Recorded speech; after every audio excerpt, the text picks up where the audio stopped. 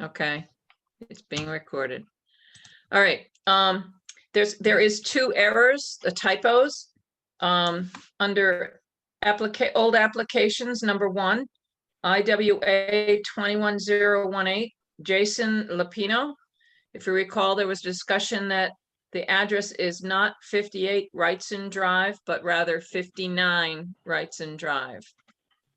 And that was discussed at the meeting, so that should be changed.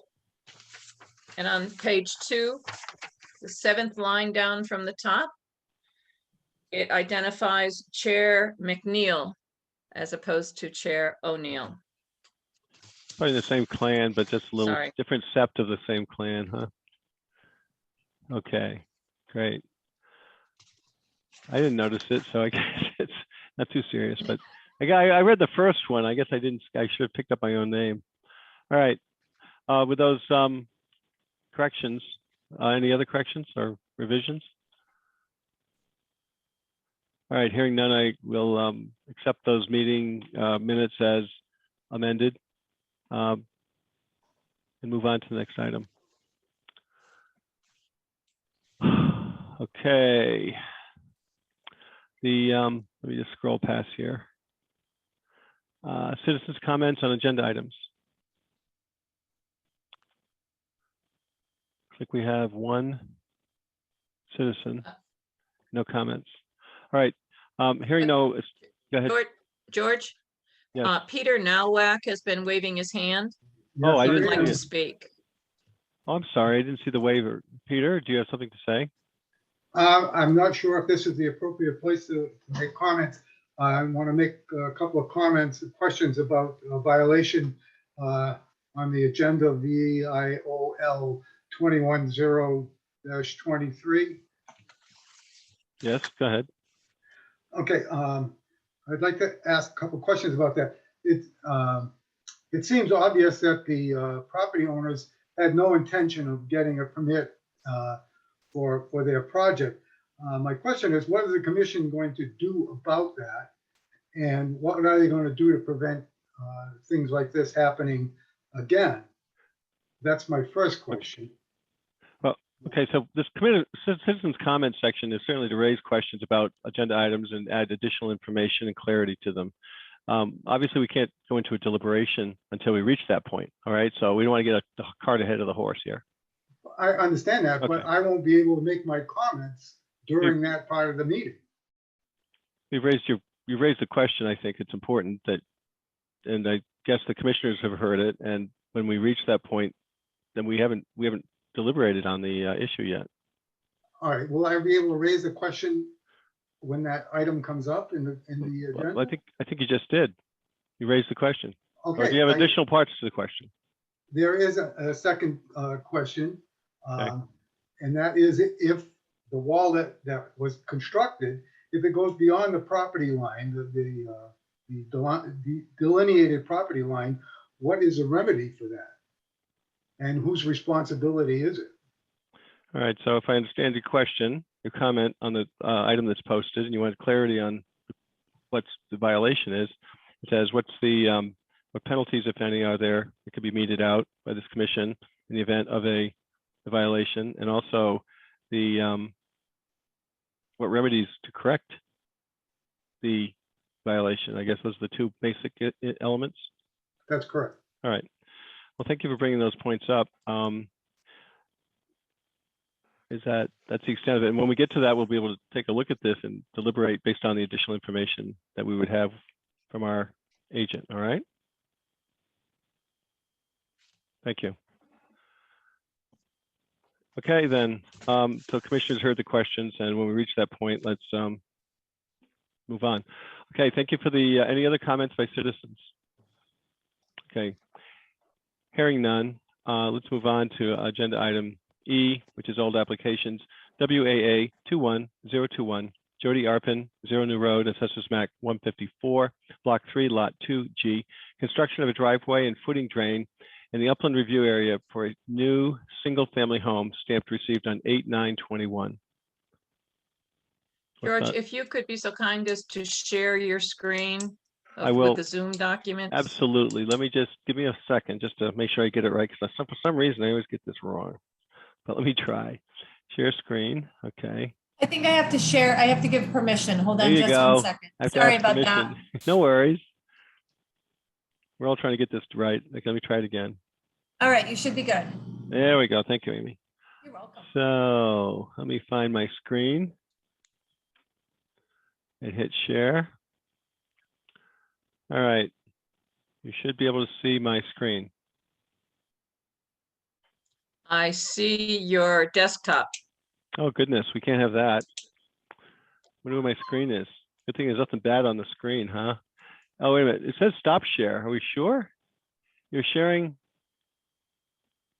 Let me check it again.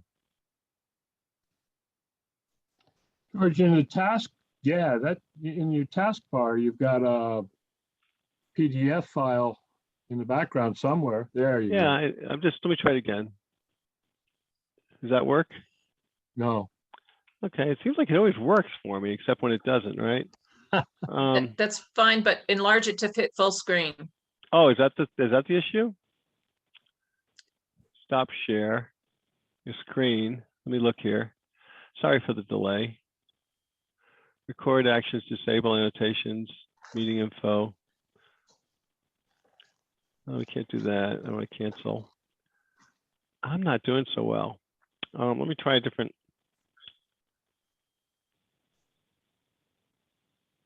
item.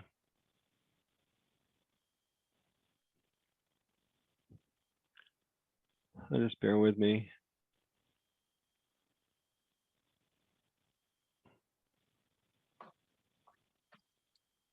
I see you have an Adobe. Yeah, there you go. You have an Adobe file open. You've Hey, just it's just clicked not it on your showing up, huh? taskbar. It's not showing up on the screen. I'm just seeing your desktop. You see, You like got too many my, screens there, George. It's I sharing the know wrong it. screen. It's, let me just, There. I'm gonna stop sharing and try to do it again. All right, so you There see me, right? okay. Let me try this again. You know, let's try my screen 2 and try it again. How's that? Voila. Yeah, I Got have it. too many screens. I've got 6 monitors, which I use for my business, but anyway, on to And so the if agenda. Go ahead. if you go to page 8 on the All right. Zoom document. Okay. So Lost I my have page numbers. issued, well, that's 8. Here's 8. I have issued a wetlands agent approval for this project. Now, just to orient you as to where Ms. Arpin's site is, it's one of the strategic commercial realty former subdivision lots off of New Road. And you can see that I have highlighted the Josie property and the Camelio property. That's the property where we were going to have the pond along the 5 Mile River. And so it's in the same neighborhood as all those. Most of those lots that were in the old strategic commercial realty subdivision are being developed, and this is one of them. And this was one that originally had shown a conservation easement, but there was never a conservation easement given to the favor of the town. And there was a question when the subdivision came through as to whether or not there was a vernal pool in the treat area of that lot. And subsequent to that, I've been monitoring it, and there is no vernal pool there. And so the application came in, and I asked Janet Blanchette to modify the application because I thought the driveways were too close together. So if you go to page 9 of the Zoom documents, you'll see the plan that I approved as a Okay. wetlands agent approval. You're going to need to shrink the size down. It's too big to see. Okay, working on it.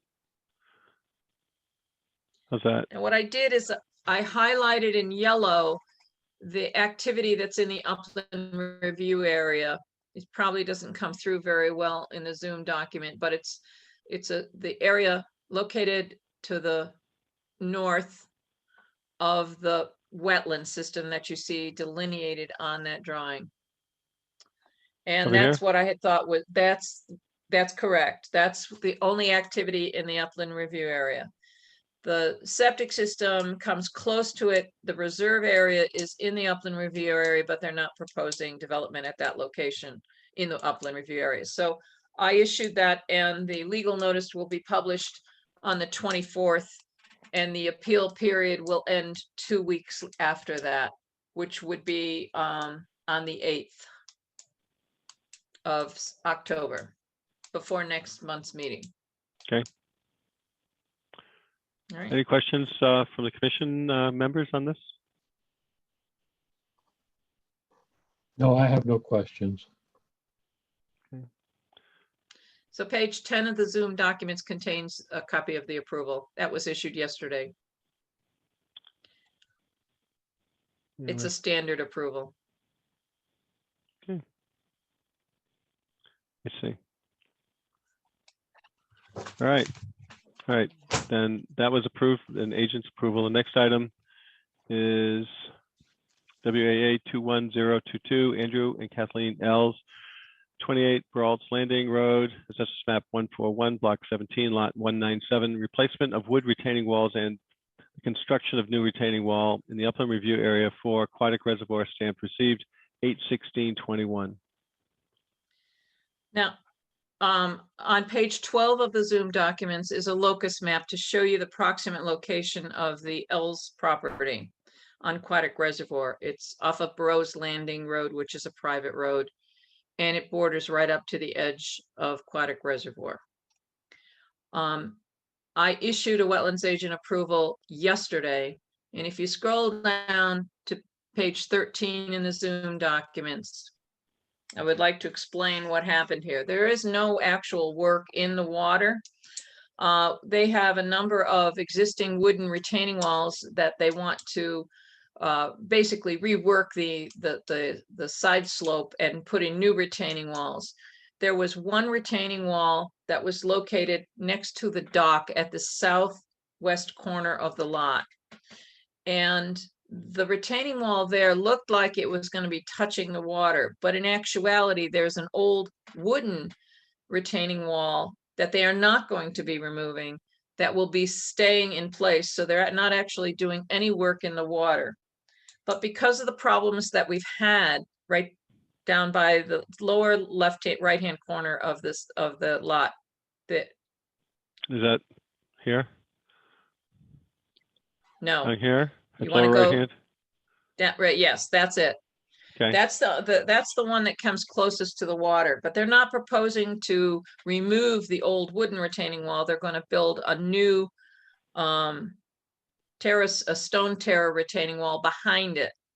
So because of the concerns that we've had about people doing work along the water lines, I added a special condition on the wetlands agent approval that states as follows.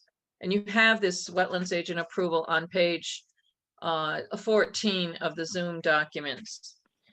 The special condition that I added to the standard ones was prior to the initiation or work authorized herein, the property boundary along Aquatic Reservoir shall be staked by a land surveyor licensed to practice in Connecticut.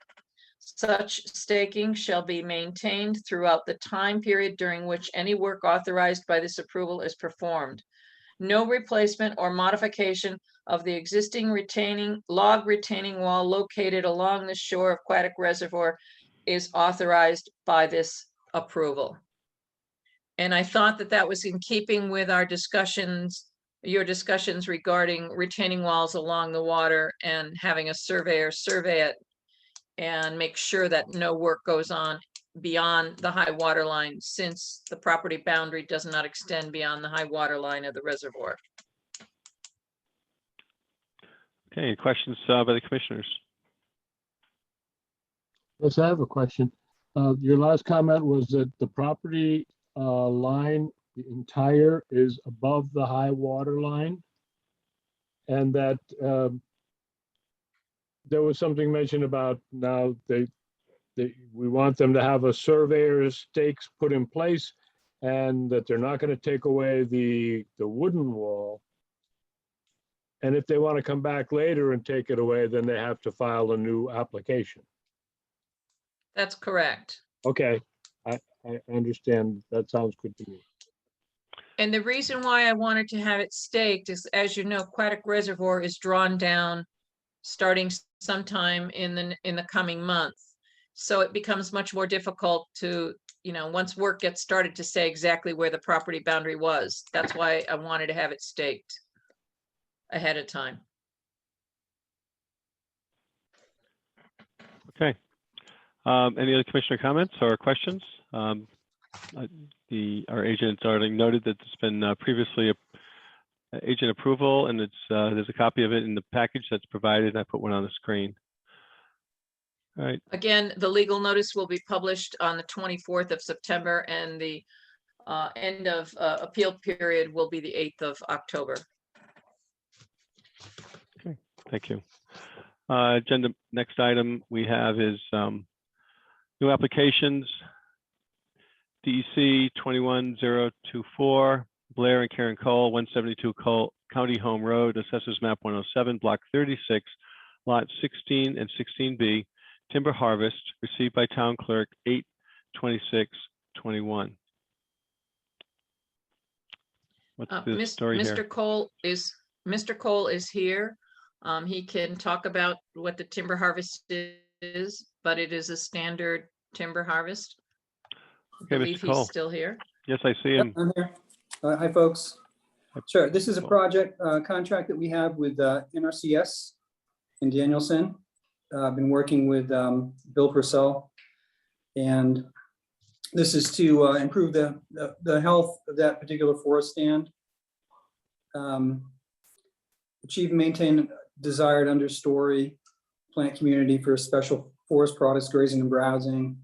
We've taken out all the invasives, barberry, euonymus, and all that other stuff.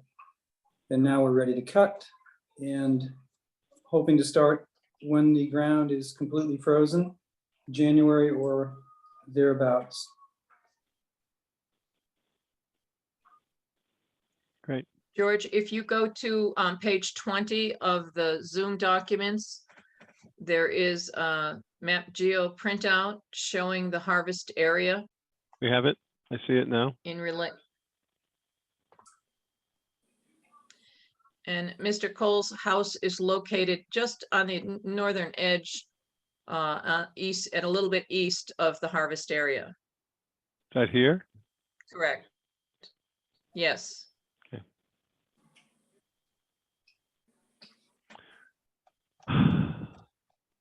There is, as best I can tell, there may be a couple of small intermittent stream crossings, but it says they'll be using corduroy roads across the intermittent drainage, Correct. which is Okay. standard in a timber harvest. Yes. Okay, so this already been what's the further action required on this, Marla? Have you already? You need to render a decision. You need to have a motion to approve it as a use permitted as of right for agricultural as a timber harvest. Because it's a Commissioners? declaratory ruling. Right. Commissioners, comments, questions?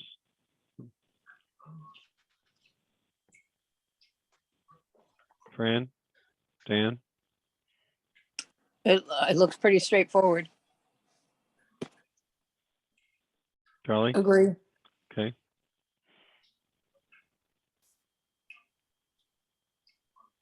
Commissioner Obert, any questions or comments?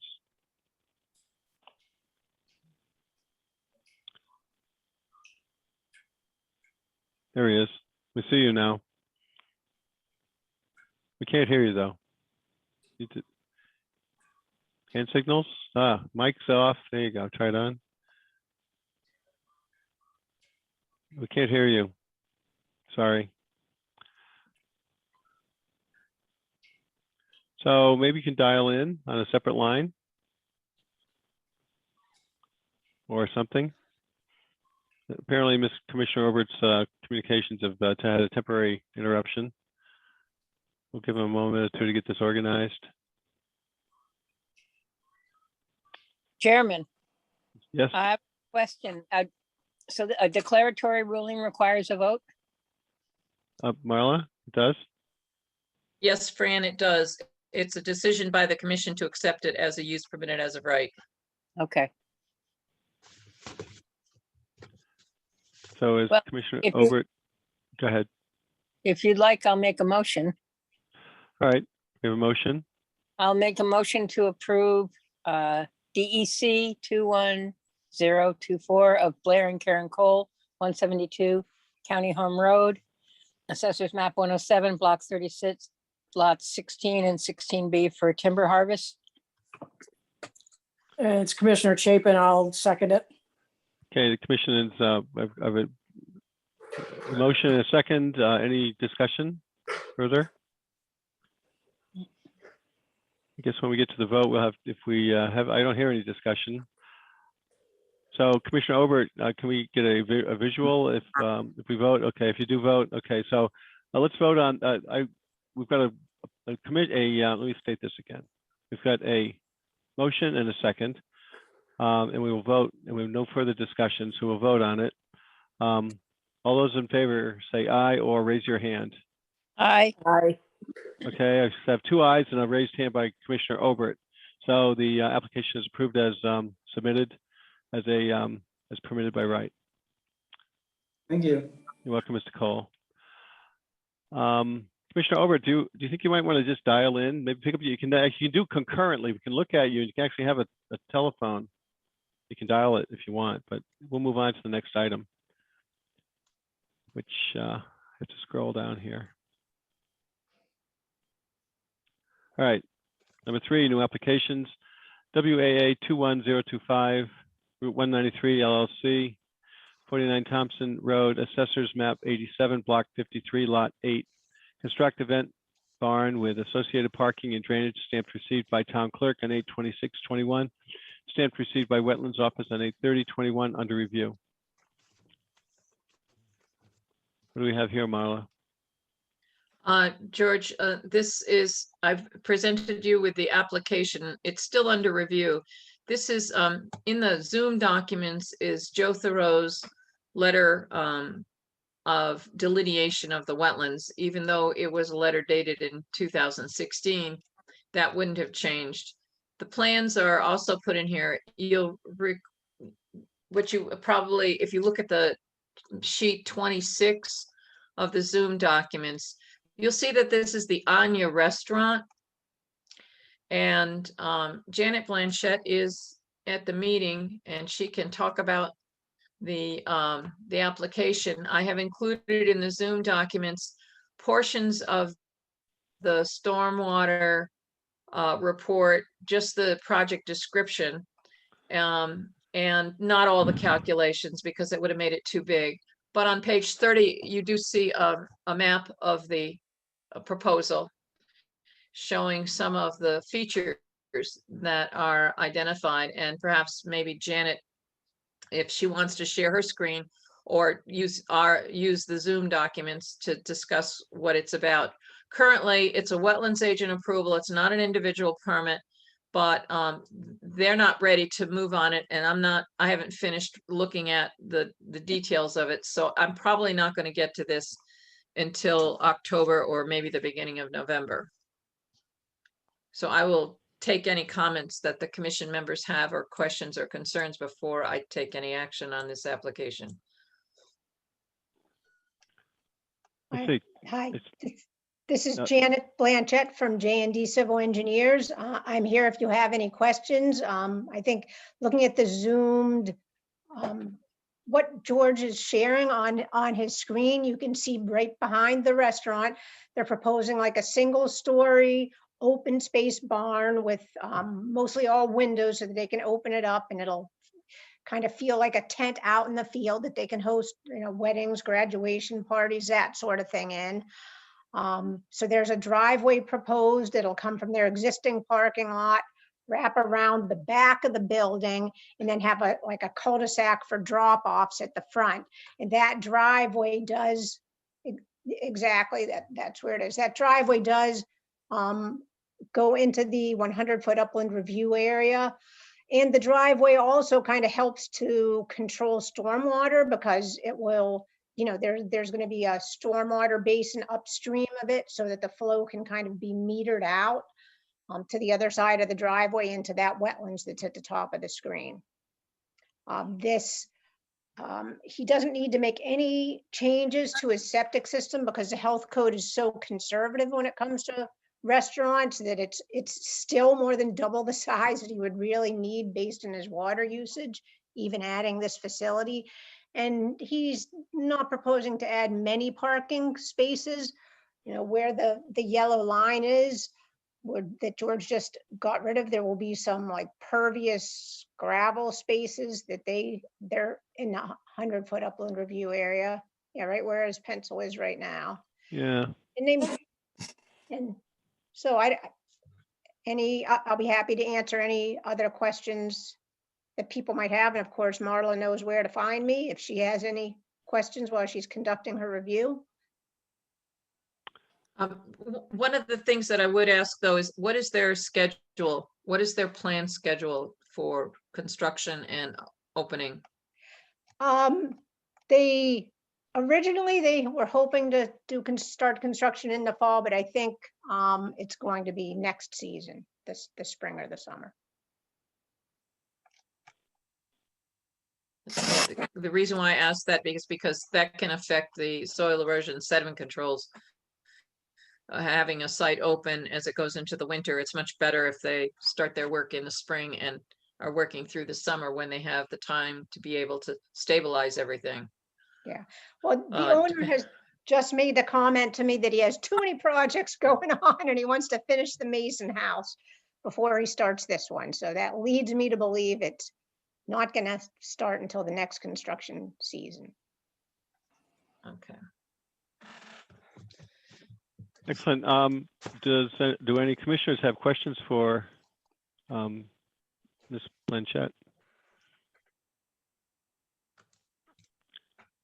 Commissioner Ober, did you find your voice? No, I guess not. We can't hear you. Can you dial in? No, you can't dial in? Oh, goodness. Try a landline or something. Check the speaker, excuse me, George. Yes. Check the speaker on the laptop or the computer. It may be that the speaker for the computer or laptop has been turned down. Right now it's on mute, Charlie. You're showing as being, there it is.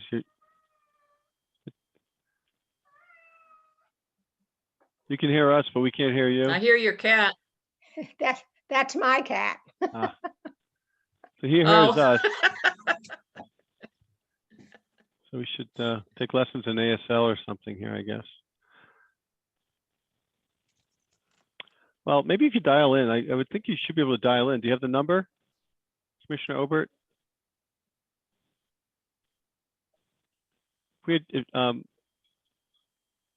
Marla, if someone wanted to dial in, they just is there a telephone number here? I don't see it.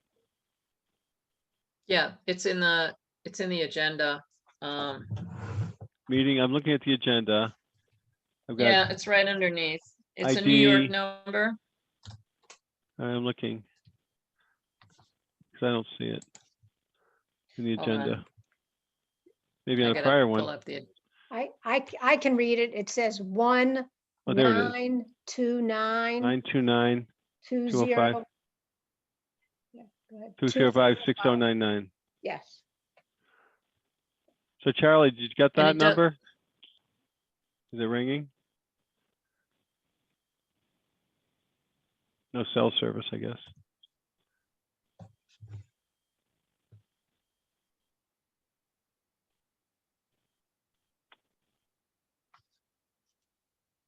Can't do it. I don't know, do we consider him attending if he can't speak? Okay.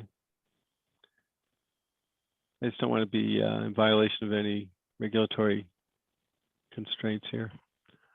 I can't imagine why you can't dial in. That's what I'm trying to understand. Maybe he could make signs. Please, that's what he's doing. Oh. Yeah. Yeah, he's got those. You can hear us, so we've got that part. You can't dial 205-6099.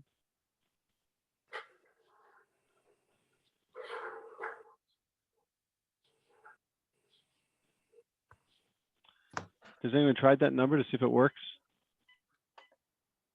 What's wrong?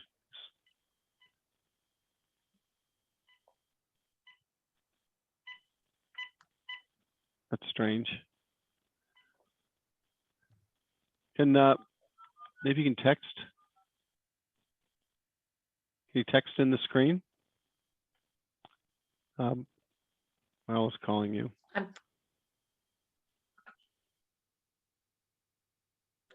Hi, Charlie. Yes,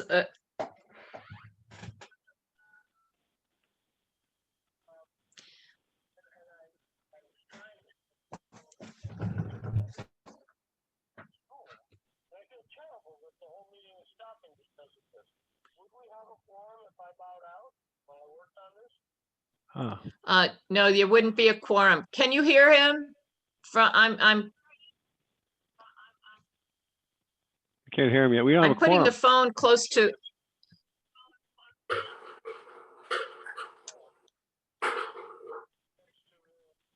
You need a mic, a live mic, so we can hear him. If you need like a speakerphone, Marla. this is not, let's see. If you have a It's mic, a if new you have phone I got. if you have a cell phone, there should be a speaker feature somewhere. Three doesn't make a quorum, Okay, but 3 does make a quorum. so George, Fran, and Okay. myself, don't we All still right, have a so we're good. quorum? Yeah, we do. Yes, you Okay, still well, let's go do. on without Charlie. So we can decide whether or not he needs to be not in attendance, but we can still continue with the meeting. All right. All right. Okay, so Charlie will work on it. Yeah, we need to advance He can it. hear, but he just can't, you can't hear him. All right. Well, I guess we'll just move forward. So are there any other questions regarding this proposal? You're going to be doing your research on this, right, Marla? And so we don't have to vote. No vote required at this time. No, you don't need to vote. All right. Couldn't Charlie just type in the chat box? Make Yeah, his that's what I was hoping. All right, Charlie, I'm gonna get off the phone.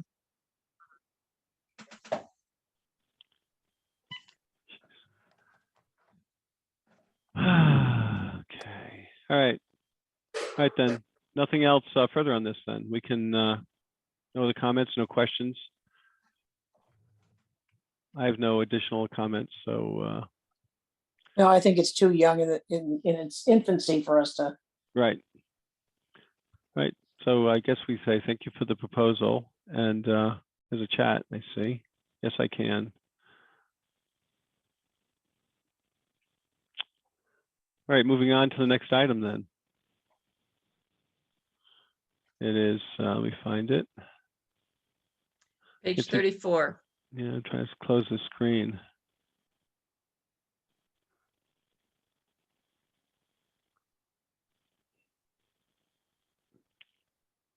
Irritating.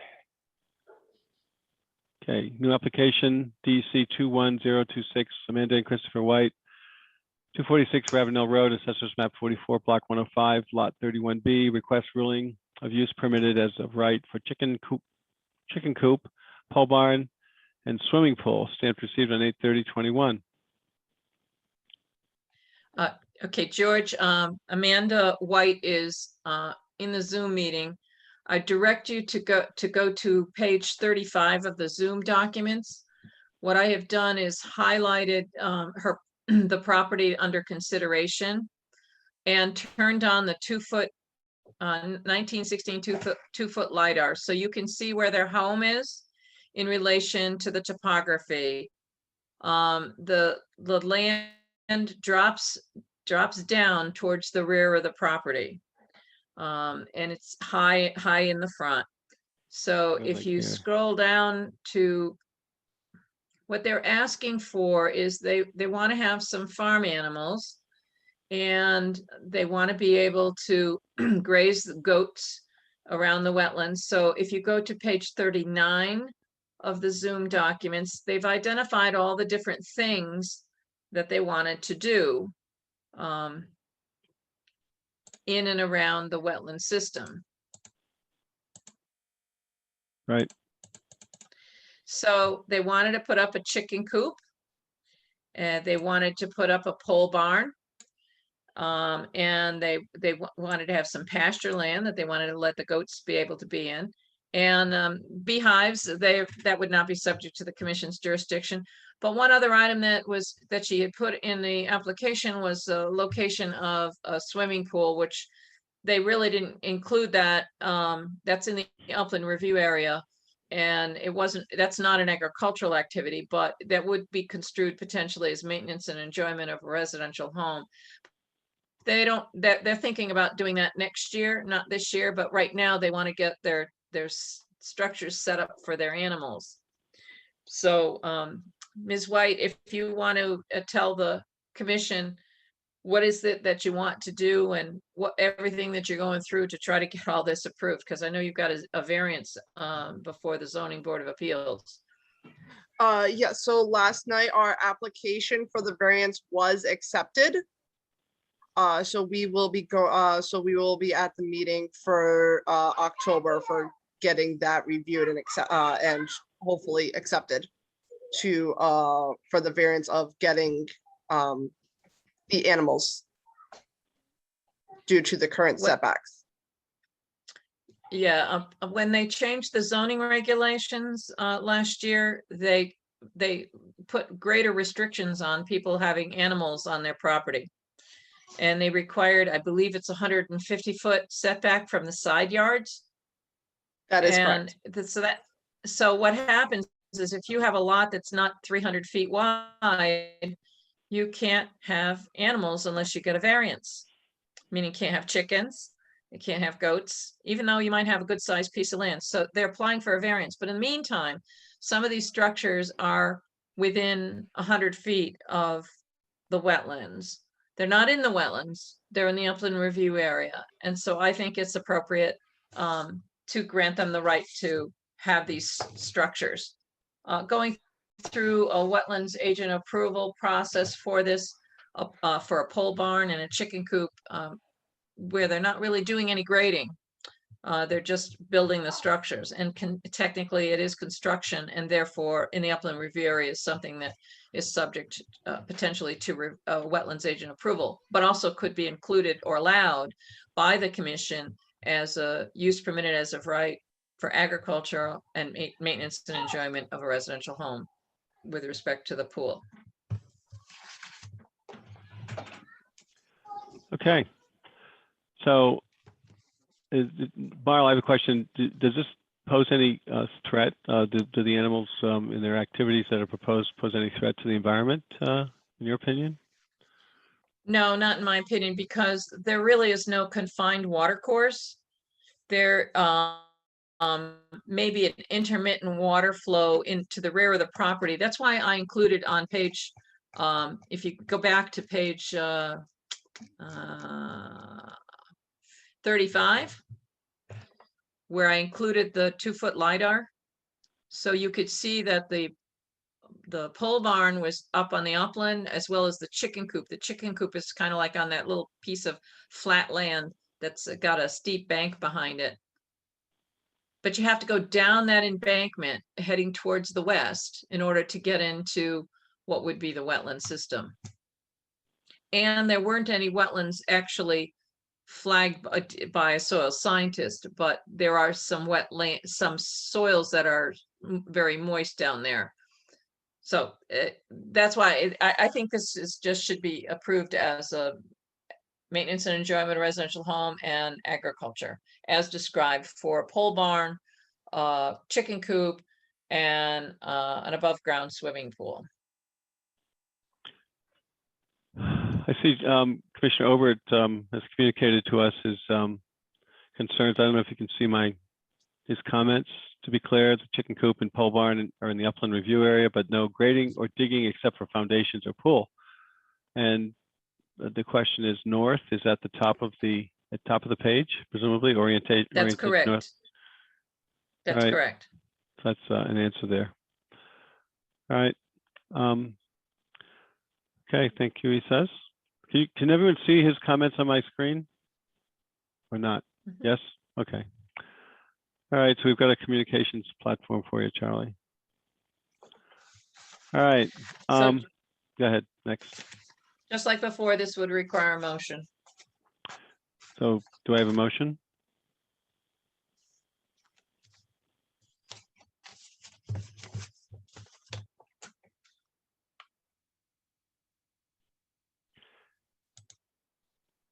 No, we have no motions yet.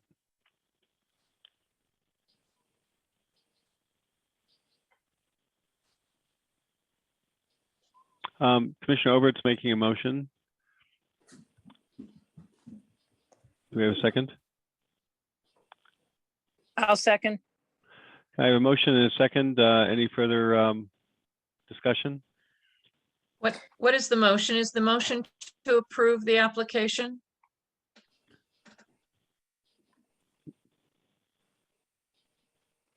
To approve.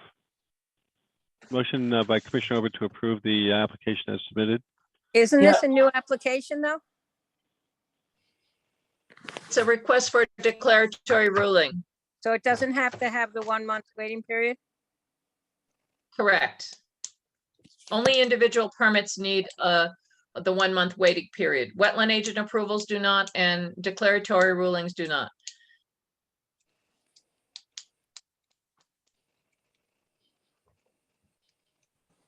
So I do have a motion. I do not have a second, or did I miss that? I No, second. Fran seconded. I'm sorry, we have It's- a motion and a second. No, Yeah, no further. And yeah, it's Commissioner Chapin. I just wanted to state that I got kicked out for a second. I pulled a Charlie. Only Oh. I kicked myself out. So when Oh, I that left, we were discussing lot sizes and Marla's, the setbacks and if you have a narrow, long lot. And I did hear Marla say that she saw no reason to not approve this. So that's where I dropped off, just FYI. Okay, you didn't miss anything. Okay, then I'm good. So, Who was the second? Fran is the second. Ann. So Commissioner, we have a motion and a second. Any further discussion? If no further discussion, we'll go for a vote. All those in favor say aye, and all those opposed, Aye. 2 ayes, and And a I text have it. aye from Charlie. I have an aye for Commissioner Obert. So we have the ayes have it. The request has been approved. And let the record reflect that. Thank you. Ms. White, thank you for coming for us. Okay, let's move on to the next item.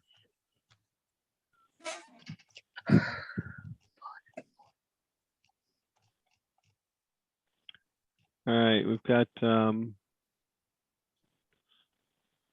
agenda item, new application sub 21027 in Acquisition Associates LLC, 286 Thompson Hill Road, Assessors Map 102, Block 40, Lot 2, second lot subdivision for conceptual approval, stamped received on 9/7/21. Excuse me, George.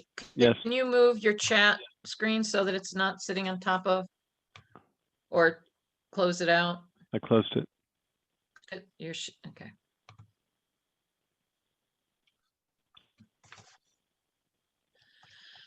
Marla Butt speaking. This, I put in a locust map from Map Geo to show the property. And this is the Lord Thompson Manor.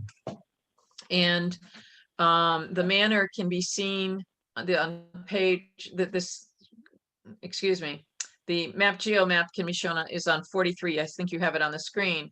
Yeah. The Lord Thompson Manor, the event structure is to the north, closest to I-395. The lot that's being cut out is to the south, and to the east of that, it's that grassy field, more or less, that you see that goes behind the Terrace Drive homes. I thought it would be better if I showed you this in its total before you take a look at the drawing, because the drawing's a little bit harder to visualize. So it's going to, if you go down to Now, this was Daniel Blanchett's application, but I presume, Janet, you're here to help answer any questions if there are any there. You're on mute. Sorry. Thank you. That's correct. Daniel's on vacation, so I'm Janet Blanchett from J&D Civil Engineers, and you can ask me questions on the application. So George, if you go to page 49 of the Zoom documents, that shows the re-subdivision of taking the house lot, the lot that they want to build their house on. It's got crosshatches. The crosshatches, there's a requirement in the zoning and the subdivision regulations that you have to have certain amount of frontage onto a street. It doesn't mean your driveway has to be in that frontage, similar to the way the Champlain's application was up near Little Pond. So this one shows a very circuitous access way going up to the crosshatch where the lot would be, but the lot would be using the house would be using the common drive that goes to the Lord Thompson Manor. And it's simply, they're carving out a lot. The driveway currently exists. There is no proposed activity in the wetlands. That drive exists across those wetlands already. And I believe the only thing that is regulated, if you go to page 50 of the Zoom documents, you will see that a small portion of the grading for the septic system and some of very minor grading, it looks like just the septic system. Correct me if I'm wrong, because the driveway already comes from the main drive to the manor. Is that correct, Janet? Yes, that's correct. The driveway you see at the bottom of the sheet going left and right is the existing driveway to the manor. So there'll just be a short driveway, going straight up the sheet to the new house. So even though this is a 2-lot subdivision application, basically the Lord Thompson Manor is already developed and is the other lot. So the only new construction would be for this lot, which would be a single family house. So this application is a conceptual subdivision plan application. And typically when those have come through, you don't issue approvals on the conceptual application. Typically what you've done is if you find the proposal acceptable for the work that's being occurred in the upland review area, then you grant an approval for the conceptual subdivision with the condition that prior to the initiation of construction of the home, that it must come back for an approval by the commission.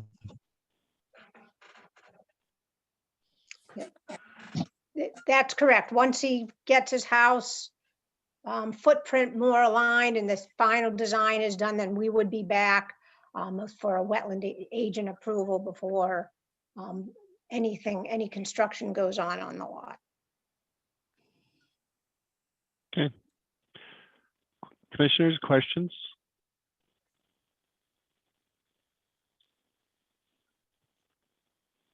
I have a question if there are others. Is this pretty much I'm trying to get the grades here. The slope on the whole property is what, 10 feet, 20, maybe 10 feet total? It's pretty level. Let's see. 209 to 199. Yes, approximately 10 or 12 feet. Okay. And the wetland segment is just the lower portion down here? That's correct. The wetlands are not on this property at all. They're below the existing driveway. Down here? Lower portion? Wetlands are even lower than that. Oh, down here? Yes. Okay. Got it.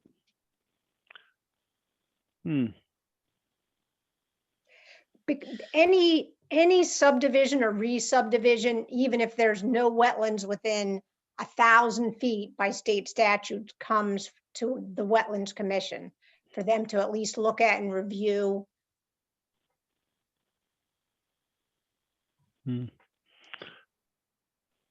So, George, perhaps to clarify this, we've had applications for subdivisions, conceptual subdivision approvals, where there has been no work in wetlands, no work in the upland review area.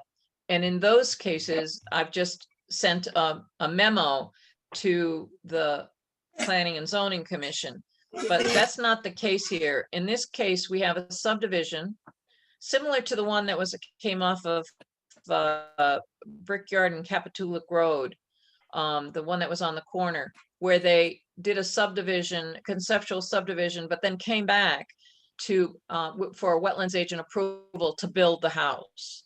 Right. This would be the same kind of thing. And I don't believe that the commission is required to wait a month to render a decision, because there is no work being authorized. It's only being brought before the commission for a conceptual approval.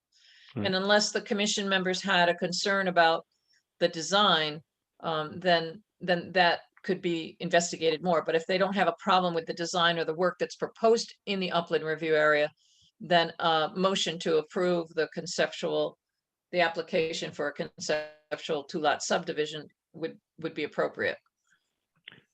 Right. So, commissioners, it's from our representation here by Ms. Manchette, as well as our the wetlands agent. They're seeking a conceptual approval. Does anyone have a motion to that effect?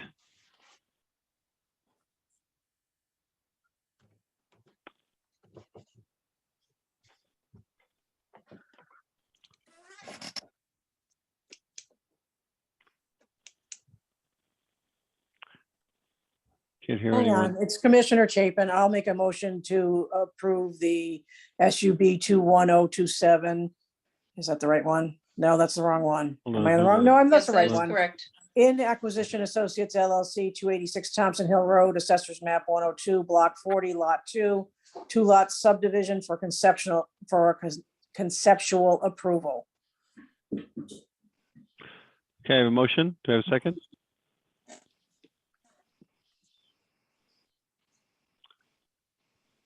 George, chat says second the motion from Charlie.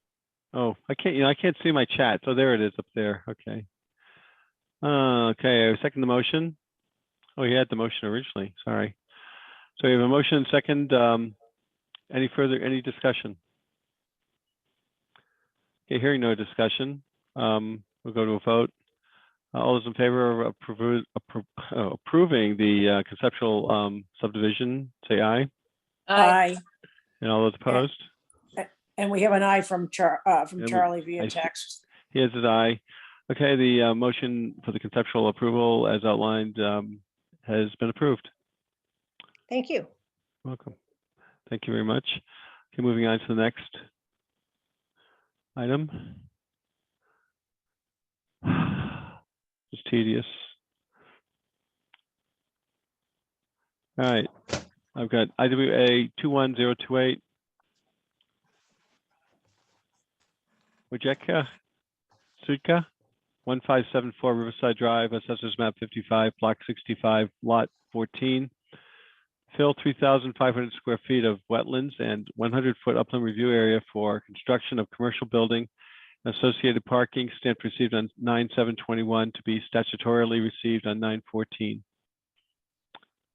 All right, Marla, what exactly do we have here? Okay, so this property is located it's on Route 12, it borders the Massachusetts line on the west side of the road. And there's a lot of documentation that comes with this application. And I will send it to you all separately for your review. I had a little bit of a problem initially with the spelling of Mr. Sudka's, I'm not sure if I'm pronouncing it correctly, Sidyuka, because the deed had a different spelling of his first name, and he did supply me proof of his name as it's shown on the application. And so he'll have to straighten out the wrong name that's in the deed through the assessor's office. The assessor is going to notify him how to do that. In the meantime, this application can only be received today. And Daniel Blanchette is the engineer representing the developer. And I think probably the best thing to do at this time is to have me send all of these documents to you electronically before next month's meeting so that you can look at them in detail. It's quite complicated. There are wetlands scattered through this site, and he proposes to build bays, garage bays on a slab. And as part of that, he is going to fill completely one small wetland area. Initially, when the applicant came in to see me, he had no understanding of the wetlands laws and requirements. And he then subsequently went out and found an individual who could do wetlands evaluation. I don't know if you recall, a couple of months ago, I talked about how I qualified a gentleman as a soil scientist from Rhode Island. Right. This is the gentleman who did this mapping. He's also supplied not only his delineations, documentation for his delineations, and that starts on page 63 of the Zoom documents. And he has given you his sheets of his evaluations. You're going to want to take a look at these and look through them. You might want to do a site walk on this, or you might want to just walk through it on your own.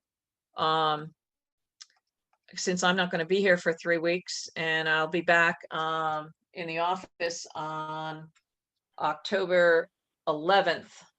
So if there was somebody that wants to walk the site as opposed to not doing a site walk, because I won't be back for that Saturday site walk on the 9th, unless you hold that with somebody else. I would suggest that during that week of the 11th, that I take any commission member who wants to see what it looks like, I can take that. In the meantime, the soil scientist has provided a wetlands evaluation of, he did an inventory, and it would be of use for you to look at that in more detail. And he provided all of his data sheets, data forms that he used to collect information. And then you want to decide whether or not you're going to want to go to a public hearing on this or not.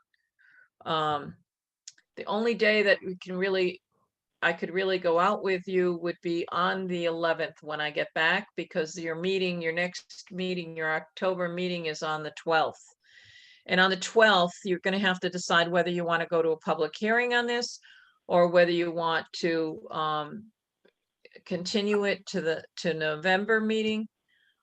You can also, if you decide that you need more time to review this, you can always ask for an extension from the applicant. You can get up to a total, I believe, of 65 days. Excuse me, Marla, But yes, don't we have to have a public hearing because it's right by the state line? no, there's not a requirement. There has to be notification to the town clerk of the abutting town. So I would have to send a notification out to, I believe it's Dudley. We did that on the Star Road case. We sent notifications out to the towns that was in Rhode Island. So we do the same thing on this one. In the Zoom documents, there's a storm management report. I did not give you the entire report. I only gave you the summary. If you want to see what I send to you will be everything that I have on this application. And this only came in on the 7th, which was last week. So I really haven't had a chance to take a look at it in any detail. But right now you're only accepting it for review. So Okay, Charlie has asked the question, is this between the church building and the state line? I think you're on the wrong road. It's not 193, it's on Route 12. Riverside Drive.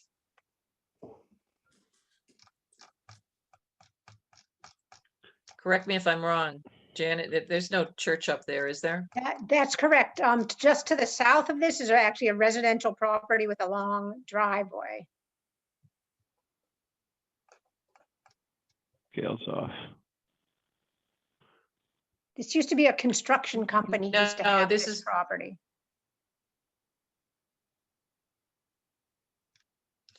One of the complicating things on this site is that if you go to page 76 of the Zoom documents, you can see an impoundment that's located to the west of this site. That impoundment actually has a dam on it in Massachusetts. And it was unclear to me how the water flowed through that wetland, through that water body, and how it exited. So that's going to be some of the questions that I'm going to be looking at. It's my understanding that there is a leak off that comes from that impoundment that heads towards Route 12 and runs through the wetland systems. But I haven't walked the site yet. Daniel will be good, I think, at answering those questions. He's walked the site extensively up around that dam and tried to evaluate exactly where the water goes, and I think it is a little bit mysterious.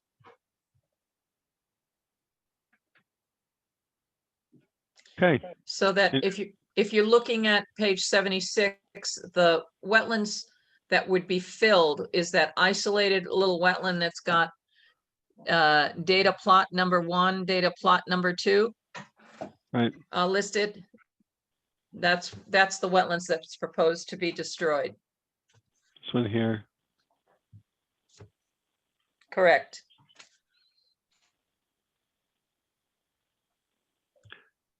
All right. Questions, more questions or discussion, or can we ready to move on? Right. Hearing none. Thank you, Ms. Blanchett. We'll let Marla know if we want to walk it. When? The water report.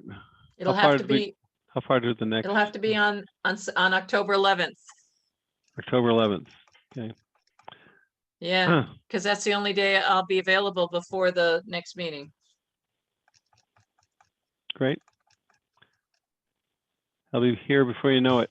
All right. Okay, Mhm. moving on to the next item. New applications. DC 21029, Town of Thompson, 35 Marshall Street, Assessors Map 169, Block 92, Lot 13. Request for ruling on erection of a 6 to 8 sculptures in 100-foot upland review area for the French River for recreational purposes. Stamped received 9/9/21. Marla Butt speaking. What exactly is this? If you go to page 92 of the Zoom documents, Okay. you will see a map that has circles with X's. And the original intent was to have sculptures using some of the nips that were collected. From what I gathered, they were going to use some of that plastic as scales on the sculptures. In any case, they identified, let's see, there's 1, 2, 3, 4, 5, 6, 7, 8. 8 identified on the drawing. But there's not a lot. Tara is the one who is handling this grant that the town had to do this. So when she came to me to talk about it, I asked her, I said, well, you're going to be in the the flood line. You're gonna be right next to the river. So my concern is that whatever you put in there, you didn't want it to be able to collect debris should a flood come. So I had suggested that whatever they used as the anchoring base had to be strong enough so that it could withstand the flows, but would not catch material on it. So you can see a pier detail for sculptures located in the lower part of page 92. And the idea is that they're going to use steel pipe with embedded in poured concrete tubes to form the anchor for the sculpture. The sculpture then would be could be 4 to 6 feet in height. However, she didn't have a lot of details about what all the 8 sculptures would look like and what their sizes were. So what she did provide to me, if you go to page 93, and she said that the one that they are going to do first would be the one that is located in the upper right-hand corner or upper right-hand portion, the one that's 2 feet wide and 4 feet high. That's on your screen. It would be over on the right-hand side. That It's one. 4 feet high, 2 by 4. Correct. That's the one. And I said to her, but you don't have any details about what all the other sculptures are. And you're so close to the river that I was uncomfortable to say that it's okay to do all of them. So she said that was okay. She said they probably weren't even going to have the sculpture finished by the community day that's coming up in October, and that they'd probably have it on a trailer, wheeled on a trailer. But that she was looking to be, hopefully to be able to have at least one sculpture in place. And it was this one that she said that they were going to be working on. And so I told her that I was not gonna, I didn't feel comfortable recommending an approval of all 8 as a non-regulated use for recreation purposes. But I could say you could do one and see what it looks like after it's built, and hold off on and require them to submit request for other sculptures down the road, so that you get an idea of what this one is before, what it looks like and how it comes out before you authorize 7 more. I didn't think there was enough detail on what information she provided. So just so I'm understanding this, so from an inland wetlands standpoint, this is certainly within the upland review area, but from an aesthetic Mhm. standpoint, is that our jurisdiction? I mean, if the town believes that Nope. these are aesthetically pleasing or desirable, then is that, unless there's some sort of risk to the wetlands or the environment, then Okay. help me with Here's the the risk. artistic piece. The Yeah, risk is you're real close to the floodway right. for the French River. You're within the 100-year floodplain. You may be even within the 50-year floodplain with some of these sculptures. When you look at them, they are on the side of the sidewalk that's away from the river. Right. But you're still in the flood zone, and not knowing what the other sculptures are going to, what size they're going to be, what they're going to look like. When you look at her position, the page 93, where they talk about the different sizes, Right. they're kind of guesstimates at this point in time. They really don't have a real full sense of what it's gonna be, what it's gonna look like. So that's why I would suggest, and I also I spoke to Tira about this, and she's okay if the commission only allows one at this time and then come back to get approvals for the others. But my concern is from an environmental standpoint, I don't know what kind of conditions it would create along the river should there be a flooding event. The fact that they've designed a pylon looks like it'll be strong enough. I mean, it's going to basically just be a tube with a round metal pipe holding it up.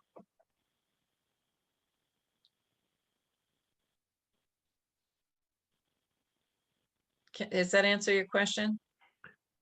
Yeah, I just want to understand that it's a 48-inch tube. Mhm. So with a pipe, 2-inch steel pipe. In my mind, I'm like, okay, well, it's in the wetlands. If it's deemed, aesthetically acceptable to the community and they want it there, that's one thing. I'm just trying to figure out how it.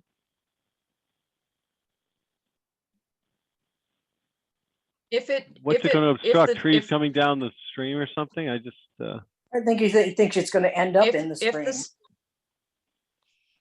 well, that was one concern. Could it break away and create debris? No, I don't necessarily think it could with the steel piping embedded in concrete. No, that's not going to move very much. Right. But you don't know whether or not, and I said to Tira, whatever sculpture you have, it should run parallel to the flow so that you're not creating an obstruction for things to collect on. Right. So it doesn't really show in the plans how they're going to actually embed it. And some of them are like 5 feet long. Right. And how is she going to place that? Is she going to place that perpendicular or parallel? Once you grant a use permitted as of right, you cannot take it back. So you need a sufficient detail to know that you're not going to have a problem. Right. I don't have a problem with one because she's already told me that it's going to be parallel to the flow. But she didn't really know about what the other sculptures were ultimately going to look like or what size they were going to be. These are just guesstimates right now. These are She 20 told or me 30 the feet first apart. one. 20 or 30 feet apart. Yep.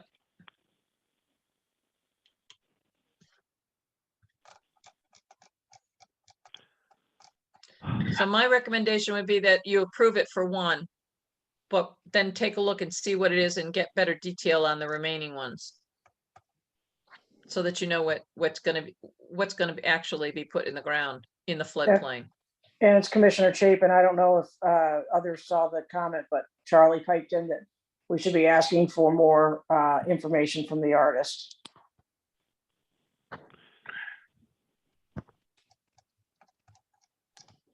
And then he said, I agree. So I don't know what he agrees to. Maybe your last statement, Marla, that one is okay, but not to approve the whole boatload.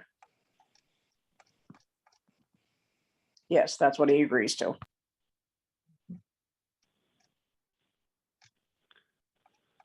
I find that odd that the town would want to put up. I keep wondering if we don't know what it looks like, then why would we want to put it there? So I'm inclined to, follow that thought process. Unless there's been normally they do prototypes and things, right? And they show you what a prototype is. We're going to make it because the finished product will be larger, and they'll look at it. I still struggle with the, I guess it's because it's in the wetlands, then we can weigh in on it. Okay, so what do we have to do next? I think we've, identified the issues and concerns. My advice would be that you approve one sculpture and one sculpture only, to not exceed 4 feet in height or 2 feet in length. And that any other sculptures have to come back for an additional approval in the floodplain of the French River. And this is the town of One thing that the Thompson drawing doesn't, making the application, right? correct. Like, is this the like who at the town of Thompson is the entire? No, it's Amy. Amy signs the application form because it's on town property. Yeah. And Tira got a grant. Tira got the drawings from the administrator. She had some monies to pay J&D to come up with a site plan and to come up with the sketch of what the structure would look like that would remain stable during a flood event. And they, J&D civil engineers, filled out the application form for Amy's signature, and Tira couldn't make it to the meeting tonight, so she had something else going on. And so I felt that because there wasn't a lot of ability to answer a lot of questions, that one would be fine because you can always remove one. if you find that there's a problem with it, or wait until you get more details. Right, okay. And this is a permanent, if there's one that's installed, is it permanent or is it temporary? Permanent until you take it out. I mean, anything that you can put in, you can also take out. Right, I guess is the proposal that it be a recommendation that it be a provisional approval, as you can allowed to do it, let it sit there for a period of time, and then we'll determine whether it's acceptable or not, or. Well, George, I don't think the commission should be judging it on its artistic value. No, I'm I talking think about the commission the should just be physiology, looking at it. the mechanical, the hydraulics and the mechanical points, but that's what I'm getting at. We don't know what we don't know. Yeah. We have nothing to look at other than a scratched out drawing, a very rudimentary estimate. I mean, I have no dimensional, what the girth is on this, what's the, other dimensions of it, 4 feet by 2 feet. Could be. That doesn't really, we're missing one of the dimensions, by the way. I guess it's 2 by 2 by How? 2 by 2 by 4. Could be a block. Mhm. All right. All right. I think it's we have a lot of uncertainty around this, and it's unfortunate that the artist or the proposer is not here to speak to it. Commissioners, what would you how would you like to approach this?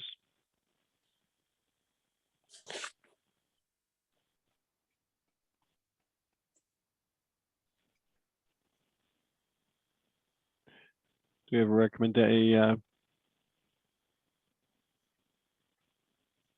motion along this line, or do you want to study it more?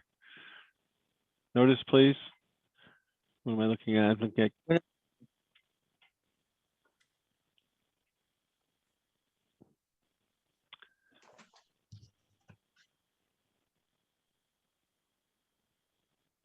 So Commissioner Obert says one at a time is fine, in his opinion, or get one and take a look at it. So is that a motion, Commissioner Obert?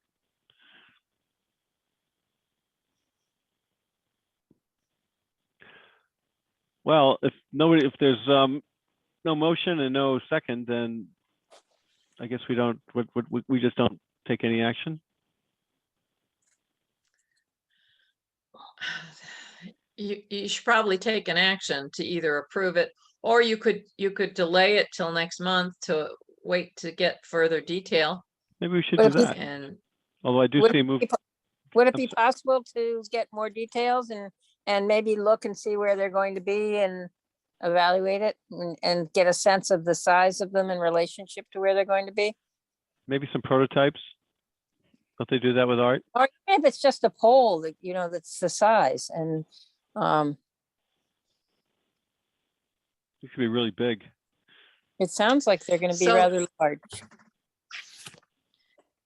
so since she wasn't clear that they would actually have it constructed by Community Day, that it might go on a trailer, then you may be able to say, look, we're going to hold off. You could say you're going to hold off pending additional information, or to see a prototype, or to see, get better dimensions about what the structure actually is going to look like.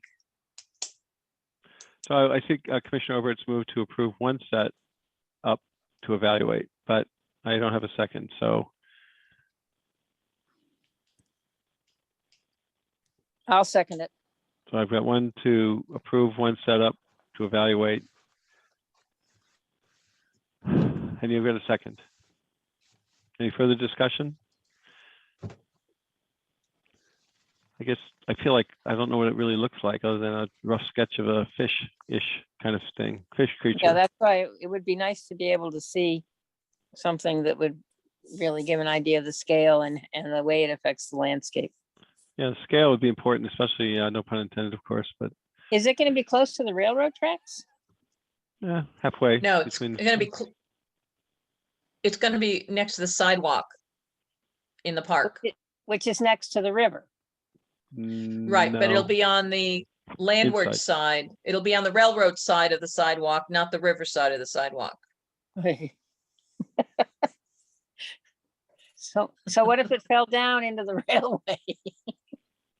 No, Are no, they gonna it's way float? far away. There's a parking lot in between. Okay, okay. How much do they weigh?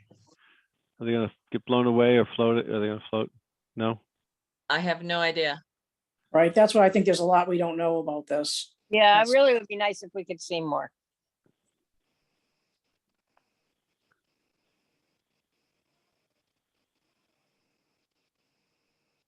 So George, you have a motion on the table that's been made and seconded, Seconded. and All right, I guess so, you just have to vote on it.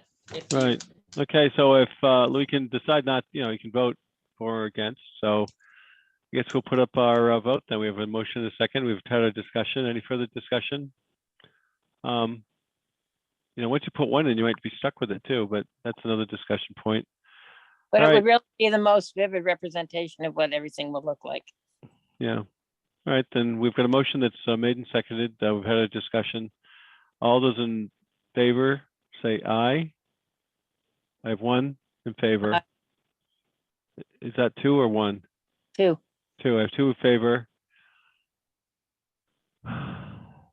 And those opposed? I'm gonna go opposed. And I'm going to oppose it as well. I'd like to see more. I don't, can we have a sample? I mean, they're talking about bringing it to Community Day, so then theoretically it would be completed and on a trailer or something that would be visible. And I'm not saying not that I'm not weighing in on the artistic factor. I just don't know what the construction's gonna like, what the weight's gonna be like, what the possible impact of the environment could be. They're Is it talking about this from NIPS. Is this Oh. project grant funded? Yes, Okay. but I Here- don't know the details of the grant. So I've got a point You of order can that, put it off. Sorry, Yeah. George. can we have a point of order that I Chairman was votes gonna to s- break tie? No, you create the tie. Yeah, I noticed. So you're two in favor, one. You could, if you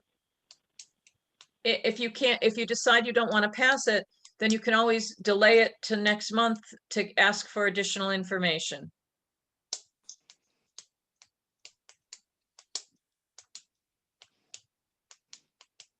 All right, I'll go with that. So we'll put it up. We need to review things and get a better idea of what's going to happen. I'll withdraw my second. So now that it's been withdrawn, have we met the protocol, the parliamentary procedure for this? We had 2 on, 2 off, so we had a tie. So now we've withdrawn the motion. You're going back to withdraw your motion? All right. So what's the next step? So the next step will be is I will let Tara know that it did not pass.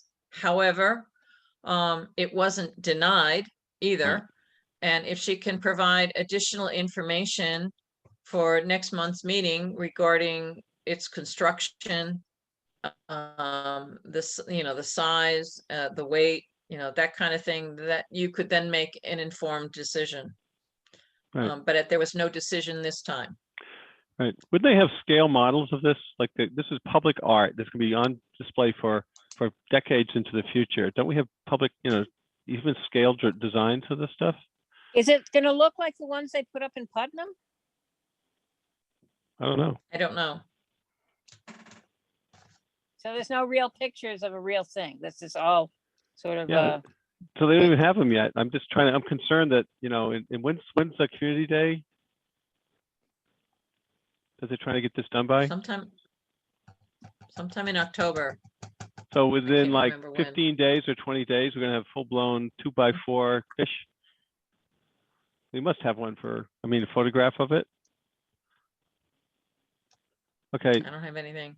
okay, so I think we've got a consensus that we want more information. It's not saying we know, we just don't have enough we can't make an informed decision without the facts. There's enough uncertainty. It's not the aesthetic, it has to do with the hydrology and the environmental impact and the potential obstacle these public art pieces have. And so you're going to communicate to Tara planning and zoning director that would like more information, maybe the artist, maybe some examples, scale, photos. I mean, they That's must have them correct. already, they must be already completed, because how could you have all these fish, No, these it is- large these large creatures already created? It's my understanding, no, they haven't been built yet. Yeah. Okay. So it's great. I think it sounds like an interesting idea. Certainly public art's a good thing, and you get the funding for it. Looks like it's been thought out, but we just would like to know more about what it is we're putting in the floodplain. All right, thank you. Moving on to the next item. There's the tail. Oh, that is a tail.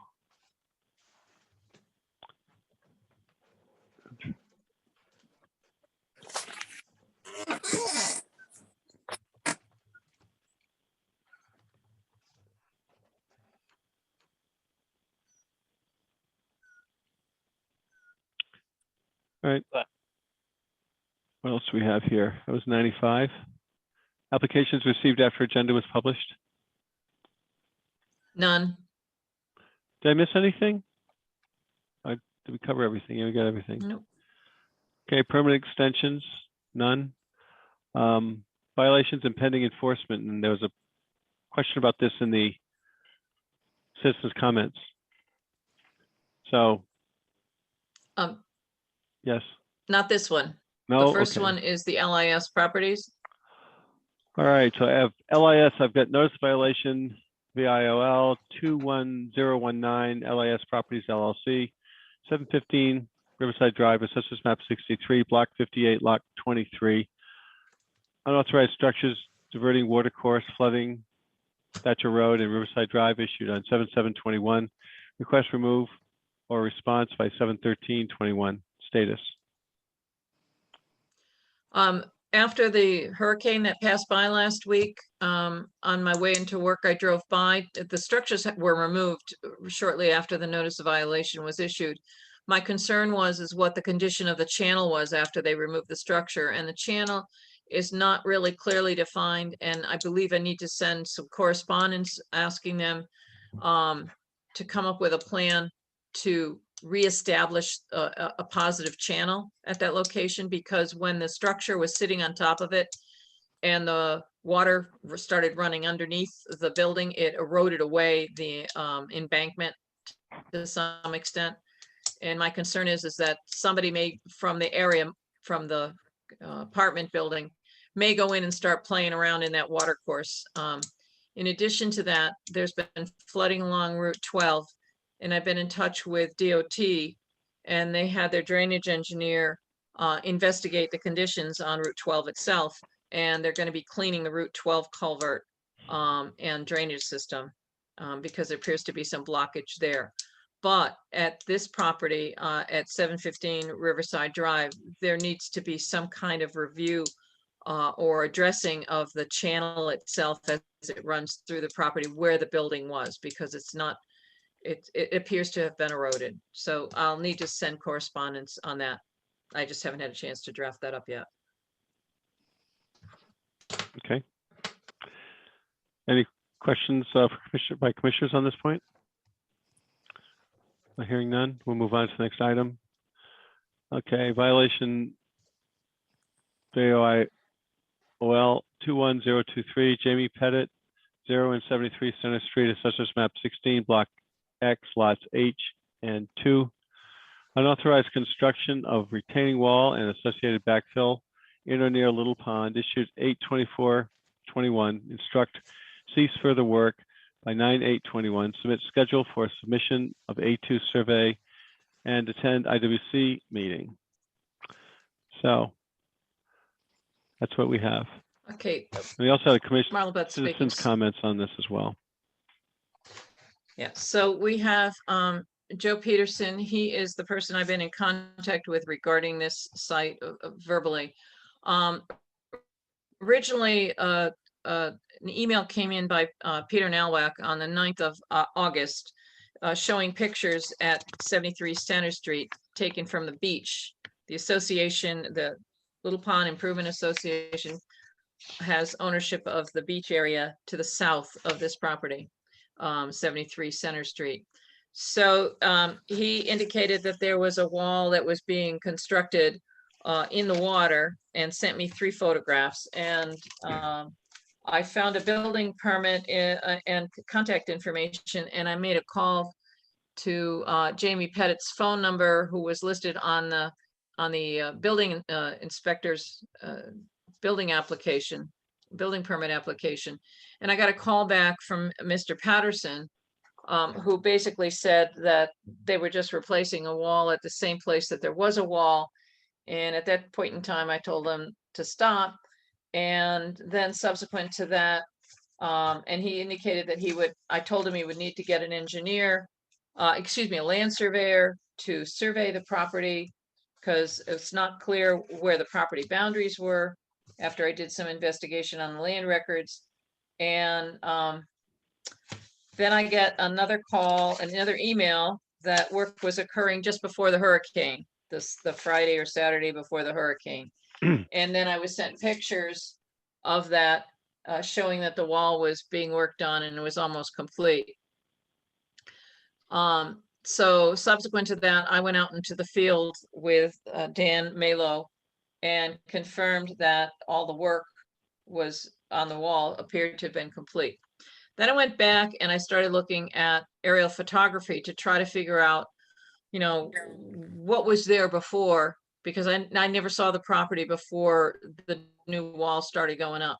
So I ended up going to Google Earth, and in Google Earth, there was a photograph. And if you go to page 100 of the Zoom documents, I've highlighted the 73 Center Street with a little flag.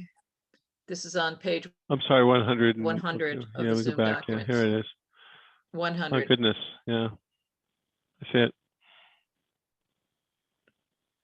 That's not that one. Yes. It's 100. Yeah. Now, if you look to you see the structure that I've got the flag on, and you look to the south of that, and you can see something going into the water, kind of a grayish color. That was a fence.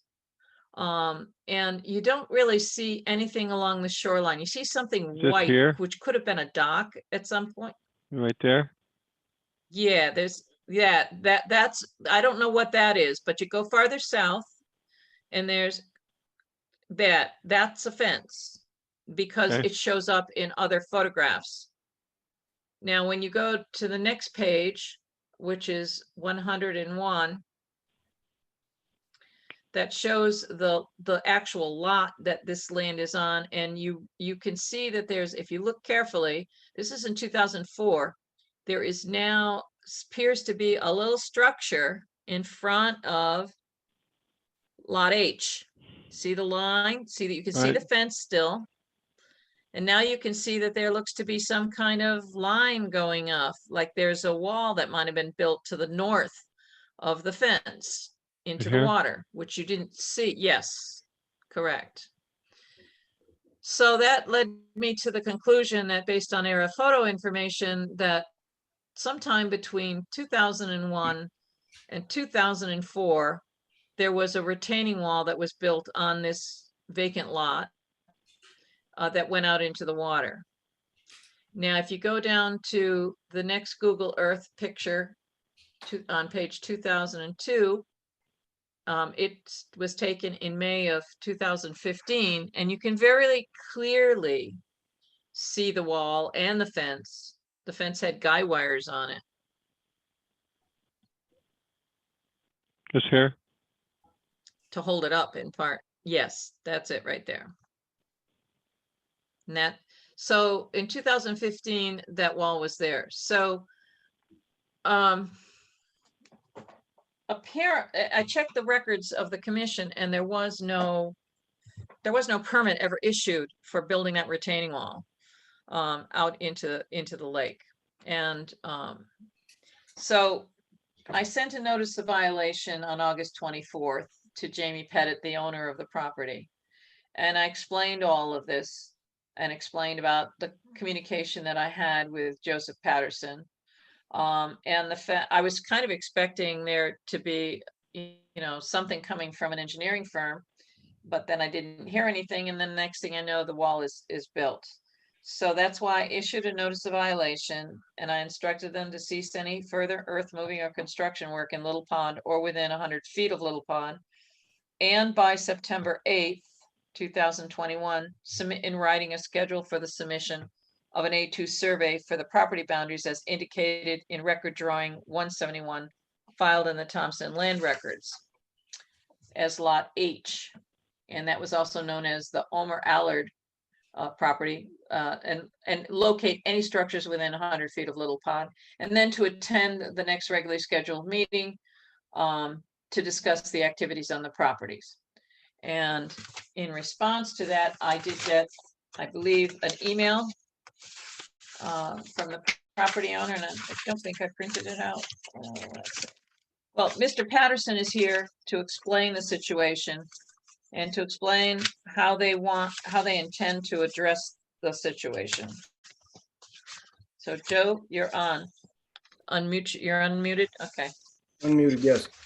So what happened here was what started out as a fairly simple do-it-yourself project, 2 courses, 1 foot each, built off an existing footing, kind of went awry on me.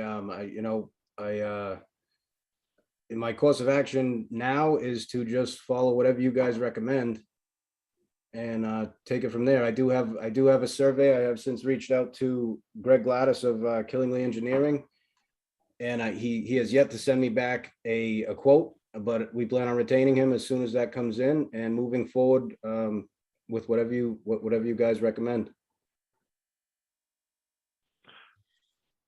Commissioners, any questions for Mr. Patterson?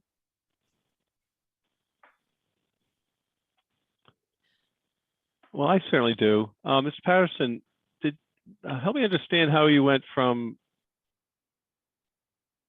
how you addressed the cease and desist request from our inland wetlands agent. Well, not wouldn't be my normal practice. What ended up happening was 3 things since I'd spoke with Marla, and Marla said to stop my operation there. We had a close call of a child falling, kind of falling off a crumbling wall that was in decay. An impeding hurricane, potential 4 inches of rain, which I thought for sure was going to saturate the remaining material behind the wall that was, say, leaning out at 1 o'clock into the pond. And I was concerned about a potential 4 yards plus material washing out. As well as finding out that a surveyor was potentially 2 months out, which is kind of the timeline that Greg Gladys gave me from Killingly. He said the soonest he could get here to stop making this right is the end of October.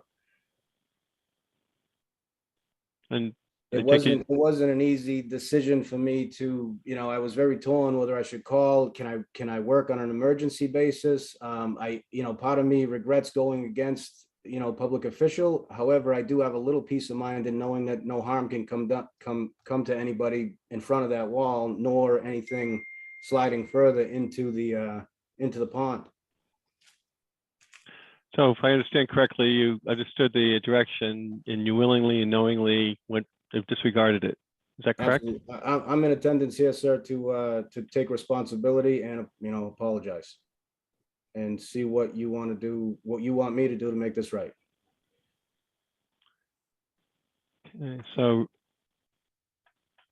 what are the potential remedies? I guess other commissioners have any questions or comments about the acknowledgement by Mr. Patterson that he willingly and knowingly violated the instructions of our inland wetlands agent and went ahead with his construction with some apparent concern about safety, I guess, is underlying matter. Yeah, as you all know, that the property here is right next door to the community beach area, which oftentimes we'll see kids kind of making their way in front of that wall. Granted, it's not a high wall, but it's there's enough weight there to fall on somebody's ankle and potentially cause harm. In hindsight now, finding out that it's potentially not even on Jamie Piet's property, I'd kind of question, did I invest the money to try and make it better? When it was never our problem, I guess. So Okay. George, if I Yeah, may Sure, make a comment? I please. think the best thing to do at this point in time, and I'll talk to Mr. Nalwack's remedies. The first thing is need to know what the extent of the violation is. You need to get that A2 survey of the property.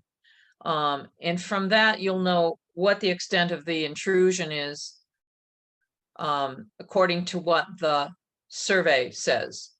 And from that, since we don't know who owns the bottom of Little Pond, and there has been problems with retaining walls being built on property of other people, that we don't know who they are, I would suspect that any structure, there's a second issue here besides the ownership, is we don't know what kind of footing truly was pre-existing.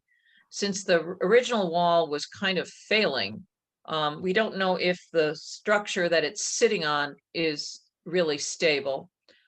So an engineer would have to make a determination to that standpoint.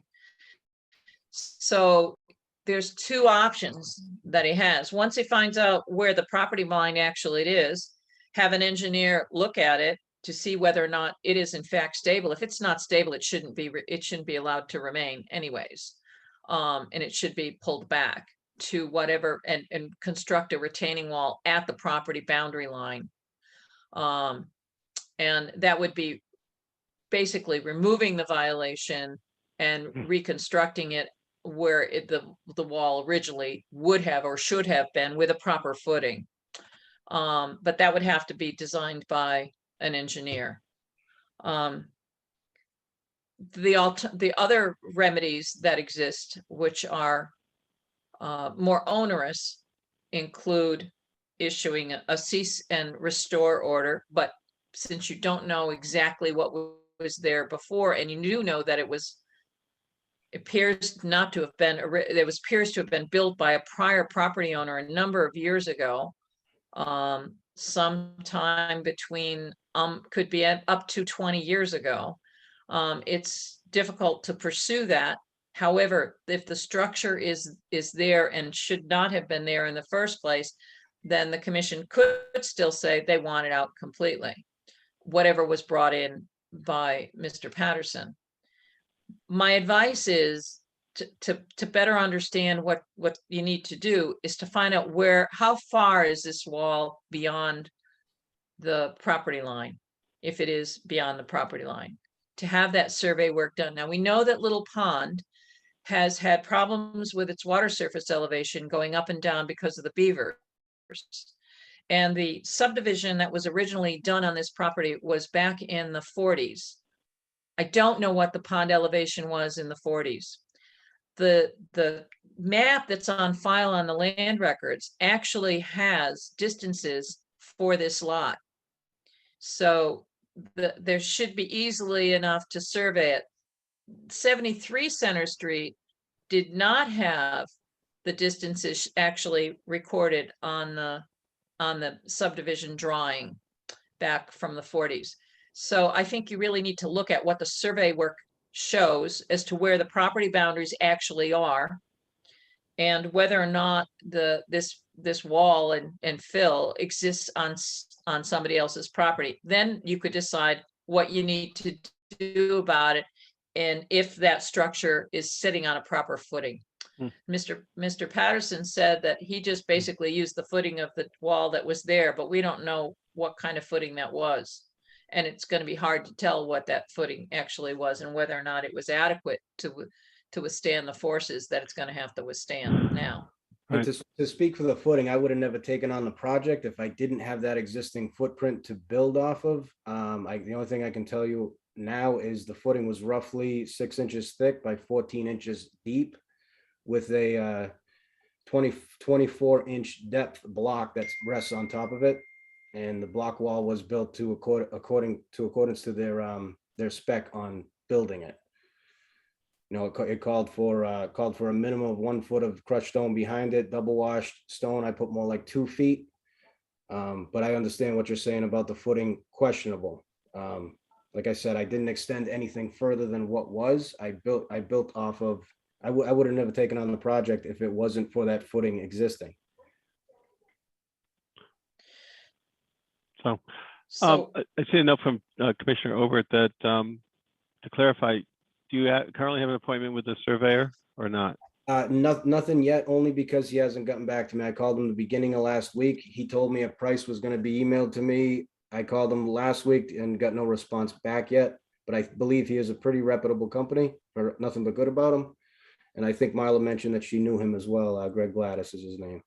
So I expect him to come through. As soon as I get word on that, I'll submit it. I'll be calling Marla. And just to share Commissioner Obert's comments here, it seems that the only lot which extends out into the lake further than the neighborhood, could you please let us know when? I guess that was in response to your, I guess he said he's going to call Mahler when he has a date for the surveyor, is what you said. Yes. That answers the question? Okay. All right, so Mahler, so just suggesting we can't do anything, we shouldn't do anything. You're suggesting that because we don't know whose property we're dealing with. what I'll do is when I'm back, I've got a couple of days before I'm not in the office for a while. I'll give a call to Killingly Engineering and speak with Greg Glod and find out what his timetable is so that it can be documented. And so at least you'll have a survey of what the existing conditions are in relation to the property boundaries. And from that, you could make a decision as to what you want to do about that once you have that information. If it's shown that the majority of the wall is on somebody else's property, then you're going to have to decide whether or not it's appropriate to let it remain or not. If it is on Ms. Pettit's property, then maybe just a review by an engineer to say that it's stable. But I think you're going to have to wait till you get the surveyor's survey to say exactly where that property boundary is. My belief is that the property boundary probably sits at the closer to the retaining wall that's right behind the barn that's there. Mhm. That's my guess. And that the prior owner, Jean Paquette, built out a retaining wall sometime between 2001 and 2004. Okay, and I haven't been here long term, but I've been told that with the exception of this July, the rainiest July in recent record, it's rare for the water table to even come up to the footing itself. As far as That's why you need the survey. The survey determines whether it's on your property or not. And that's the first question that has to be answered. Okay. So at this point, your recommendation is to wait until we have the survey, which you'll expedite. Marla, the other question I want to make sure we address was the citizen, is that Peter Nowicki? Nowak? Nowak, Nowak. Peter Nowak. He had two questions. Have we addressed his questions regarding this matter as to the risks and consequences associated with this? What remedies are available? Or are they within the purview of this commission? Now that we have more, we have an They idea are of what we're within dealing with. Yeah, they are within the purview of the commission, but the commission has to have a little bit more information to verify that there is a true problem. Right now, while I believe that the wall and some of the fill is not on the property. I mean, I could take a tape measure out and measure along the property boundary line, or the Improvement Association, the Lake Improvement Association, Little Pond Improvement Association could survey their land and come to find out where the edge of the water is using that southern boundary line on that vacant lot, Right. which borders their property. I mean, there's a couple of different ways that the association could find out whether or not that is actually beyond the Pettit property. But the remedies are, it's not ripe for any remedy that Mr. Nowak, I think, may be looking at, which is removal of the structure altogether at this time. It's not ripe for that yet. Because we need the additional information to make a determination. I need the verification that it Right. is in fact not on. And right now, I believe it's not on the Pettit property. I believe it's on somebody else's property. Okay, so, But I could be wrong. I could be wrong. It could be correct that the lake, the edge of the lake is for this lot, because the measurements are on the subdivision plan. They should be able to easily identify how far, if it is into the lake, how far it is. all And right, I don't so, think they should be required to move it if it's on their own property. well, like, I think as you correctly, point out, we need to have the facts, and I don't think we have all the facts, right? So before we can come up with remedies, we need to know what we're dealing with. Anything would be, other than that, would be premature. So I trust that Mr. Nowak's questions were addressed. I just want him to be, leave this meeting, because I see he's still on, at least, that, there's I more would say, information. we George, need- if the commission doesn't have any positive determination by the next month's meeting Right, regarding the survey work of some way, shape, or form, that it order any imported material to be removed. It can do that. That's one of the options okay, that it has. And then the commission ends up going to a show cause hearing to show cause why the order should not remain in effect. But I don't think at this juncture that it is ripe to do that. I think there's some questions that can be very easily resolved through the land surveyor identifying exactly where the property boundaries are in relation to this wall. And it may be that it does come out being on the Pettit property, but I suspect it won't. And then you need to deal with, how do you deal with it from there? Is it structurally sound? Is it warranted to have it removed? Does it have an environmental impact that requires it to be removed? okay. And at this juncture, I don't have an answer for that yet.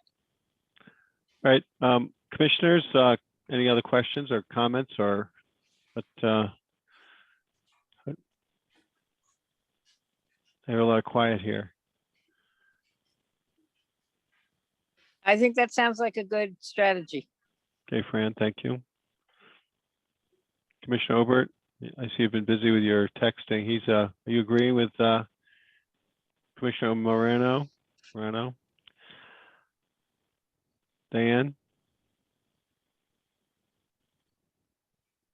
Comment? To find my mute button.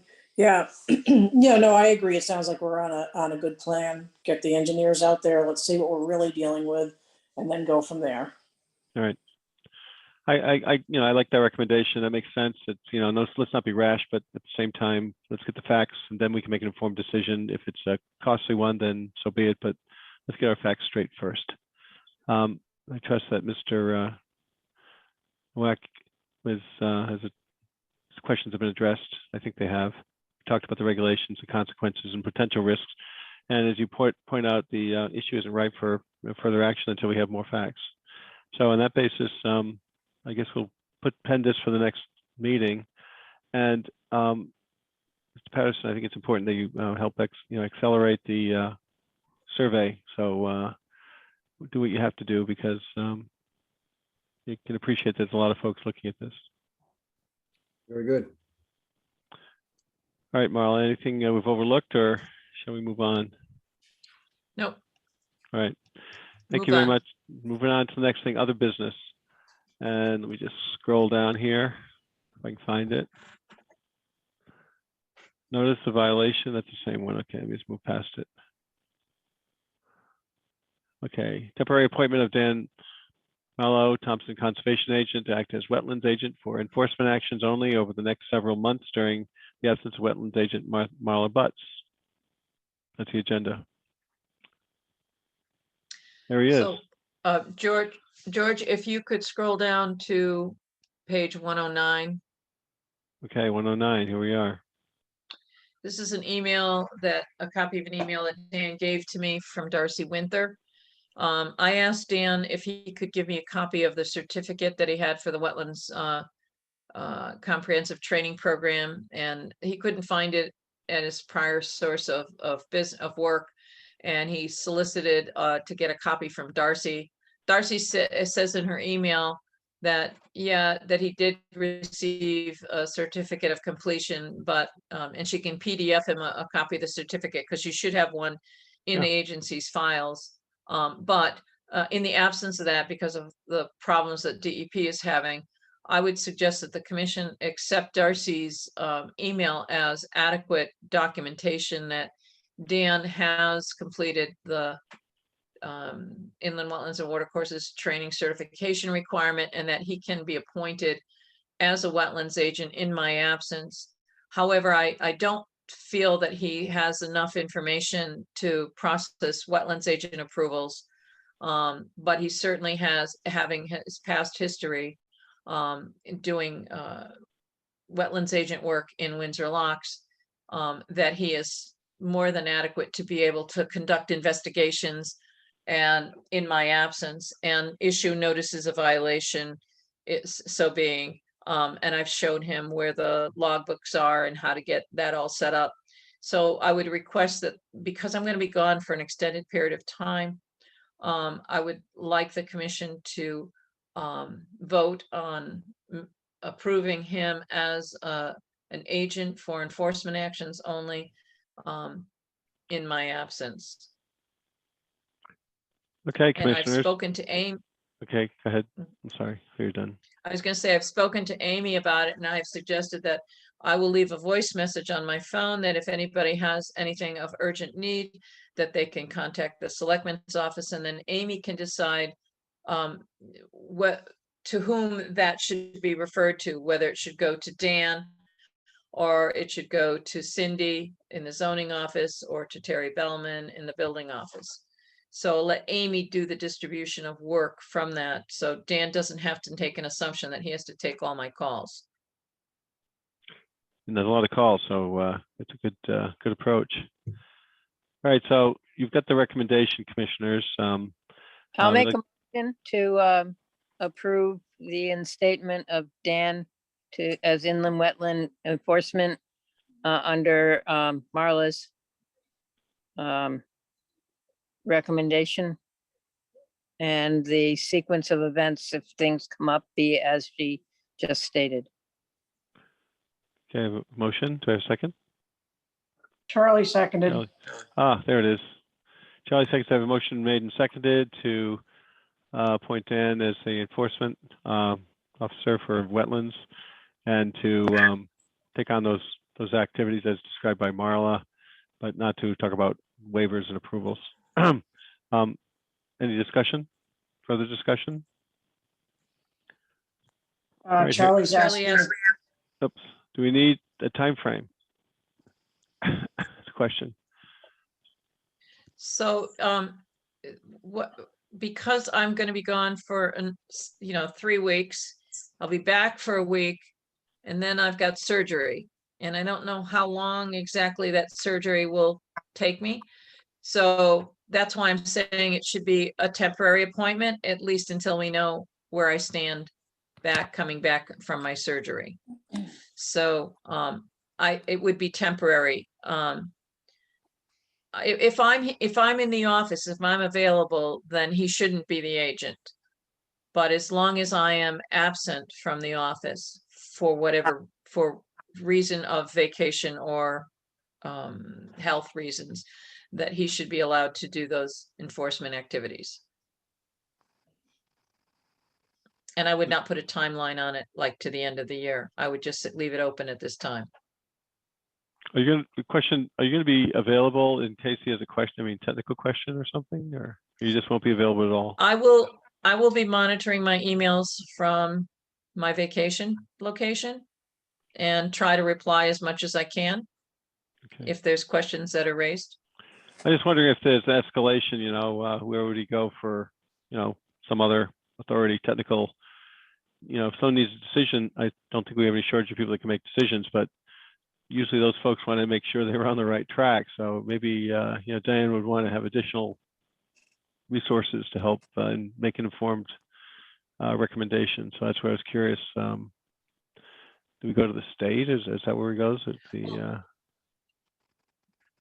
Well, as long as I'm on vacation, I can answer questions via email. Okay. there's no help from DEP, unfortunately. The best thing that I can suggest is that he either contact you, George, or contact Fran Morano Okay, for what the commission has done in the past. And there are samples. I'm trying to get the IT people to give him access to all of the inland wetlands electronic files so that he can actually do some research going, looking up stuff that whatever I've saved on the network. This would just be for viewing purposes only at this point in time, but they can always change that at a later time if something comes up and I'm not available anymore. So, but I Okay. don't plan on that. I'm Got it. happy For to a long provide time, whatever support I can for him. great. Okay. Just Yeah, curious. so Dan doesn't know that Fran was the chair for a number of years He does now. for the Inland Wetlands Commission. Yeah, he does now. I look forward to working with everybody. All right. So we've got made and seconded. And I guess we'll go to a vote then. We've just, any further discussion? All right, hearing none. All those in favor say aye. Aye. All opposed? Hearing no opposition, we're appointing Dan Mallow as the enforcement officer as outlined by Marla's summation. Welcome aboard. Look forward to working with you. Thank you. Yeah, let me know when you're over sometime when you're over there, I can stop in and say hello. I'm just not far, but I'm always working. Sure. My schedule in town is Monday, Wednesday, Fridays. I still work out in Windsor Locks as a code enforcement officer on Tuesdays and Thursdays temporarily. Okay, well, it's been an interesting experience for you. Absolutely. All right, then. What's next? Looking at reports. We've got budgets and expenditures. Budget from, let's see, this period's July 1st, 2020 through August 31st. We have an available budget of $22,534.28 with a percentage used of 14.5. We had encumbrances of $90, which was for advertising. Sounds good. Good start. Wetlands agent report. Thank you. Okay, updates. There's no change in the status of the court appeal on application IWA 15029. That's River Junction Estates LLC. There's been no change in the status of the MS4 2019-2020 annual report or the records disposal for the Inland Wetlands Commission's old files, the pre-1990 old files. On inspections and follow-up actions for complaint 2014 Philip LeBlanc, you recall that's that pond that was dredged last fall at 295 Linehouse Road during the drought and the side casting of spoils onto the neighboring property. I still need to send a letter to Mr. and Mrs. LeBlanc advising them to do no more earth moving work or construction work either in the pond or within 100 feet of the pond without first obtaining approval from the commission. That was what we had talked about at last month's meeting. Complaint 20-19, Bruce and Christina Bonin at 67 Mountain Hill Road. Remember, this was a site that Charlie, you and I looked at during the drought when there was no water. And I did send a letter advising them to seek approval from the Inland Wetlands Commission for any future work in or within 100 feet of the water that is now ponded on the property, and I've closed that complaint file. Complaint 2111, this is a new one, 1208 Riverside Drive, Susan Eklund. If you recall, we had a notice of violation sent to Susan Eklund about a year or so ago about cutting of trees and dumping them onto the neighboring property of Herb Cordes. I went out with a zoning enforcement officer on a concern that somebody was living in a trailer in the back and that they had connected themselves to a septic system that was in the upland review area. And I have stitched a photograph of the trailer and I took photographs and I've stitched them together to show that the trailer actually has no wheels. It's got wooden planks around it and propane tanks appear to be attached to it. So I've sent the photograph to the building office, and the course of action is pending the results of the building office's investigation. We call that a tiny home. Regarding, yeah, very tiny home. And but it's in the upland review area, so it's unclear as to how we're going to handle that. The approval WAA 20040, that was Laura Hauser at 31 Center Street. On October 21st, I received an email from the Little Pond Improvement Association regarding some concrete blocks in the Little Pond being moved around. You recall this was the site that was borders one of the access ways that the Little Pond Improvement Association owns, and Laura Hauser was demolishing an old cottage and building a brand new one. This was also the same site where there had been a couple of years ago a woman who wanted a swimming area that she had buoyed off, and there was a dock proposal coming from the Little Pond Improvement Association's property by Paul Fagey, and the commission had authorized that that dock to be put in. Well, Laura Hauser, in response to the query that I got from the Little Pond Improvement Association, I exchanged emails with Ms. Hauser and visited the site on August 26th. While some of this, there are submerged concrete blocks there, and while some of them were moved to facilitate safe swimming, Ms. Hauser has assured me that when any modifications to the shore are planned, she will apply for the necessary permits. Now, regarding Owen Adam Road, we had a discussion about it last month, and on August 26th, Commissioner Morano and I walked the entire length of Owen Adam Road from Long Branch Brook to the rear of the Woodward's property on Wilsonville Road. The roadbed was fairly clear of debris and woody vegetation until you reach the rear of the Woodward's yard. Based on the brush growing in and over the roadbed, it was evident no vehicles have passed this way in a long time. There was no evidence of any overtopping of the road with water, but a deadwood swamp and marshes exist on both sides of the road, obviously impacted by beaver activities. Any modification or upgrading of the road could significantly impact these areas and require approval by the Inland Wetlands Commission.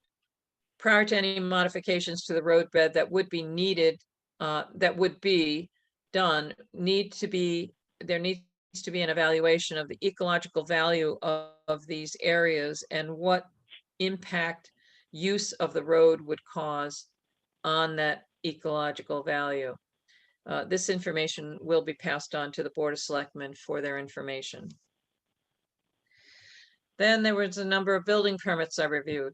60 Mountain Hill Road, Georgette Couture, one-story addition. She wasn't in any wetlands or water courses. 555 Thompson Road, Brent Levelol. It was a 24-foot above ground swimming pool. That was not in wetlands. 2 Marcy Lane, Carol and Grazina Wojcicki. I think that's how you pronounce it. 24-foot by 36-foot detached garage. That was not in wetlands or water courses. 543 East Thompson Road, Maria and Mark Savolis Revocable Trust. That was a new single-family dwelling. That was not in wetlands or water courses. 94 Gowron Road, Timothy Aubin wanted to construct a 30-foot by 40-foot detached garage with underground electrical trench. That was not in wetlands or water courses or upland review area. At 20 Chase Road, RT 193 LLC. Remember, that's the Anya property. This is not the Anya property, but this is property owned by the same LLC. They wanted to put in an 8-foot by 15-foot swim spa, a 20-foot by 40-foot Trex deck, barn generator, porch repairs. All of that was not in wetlands or water courses. And 331 Lowell Davis Road, Kenneth Popolowski is building a single-family dwelling on an existing foundation. That was approved under Inland Wetlands Agent Approval, WAA 21010. I have nothing of miscellaneous interest to report. We did get a credit of $44.10 for the for the prior payment of the Paul Duquette legal notice. I had found that they'd overcharged us and they agreed to credit us. They overcharged the amount they overcharged us. And there was $44.10 paid for the Sean Gray legal notice, $58.80 paid for the Jason Lapino legal notice, and there was $60 that was paid out for the Kakiewicz Inland Wetlands Commission share of the annual membership with the Conservation Commission. And then lastly, today I encumbered $80 for the legal notices for the Jody Arpin and the Andrew and Kathleen Ellis Wetlands Agent approvals that I told you about today. And that's it. Okay, any questions for Marla on this one? All right, hearing none, moving on to correspondence. I see none. Mylars, none. Nope. Comments by commissioners? Fran, Diane, Charlie?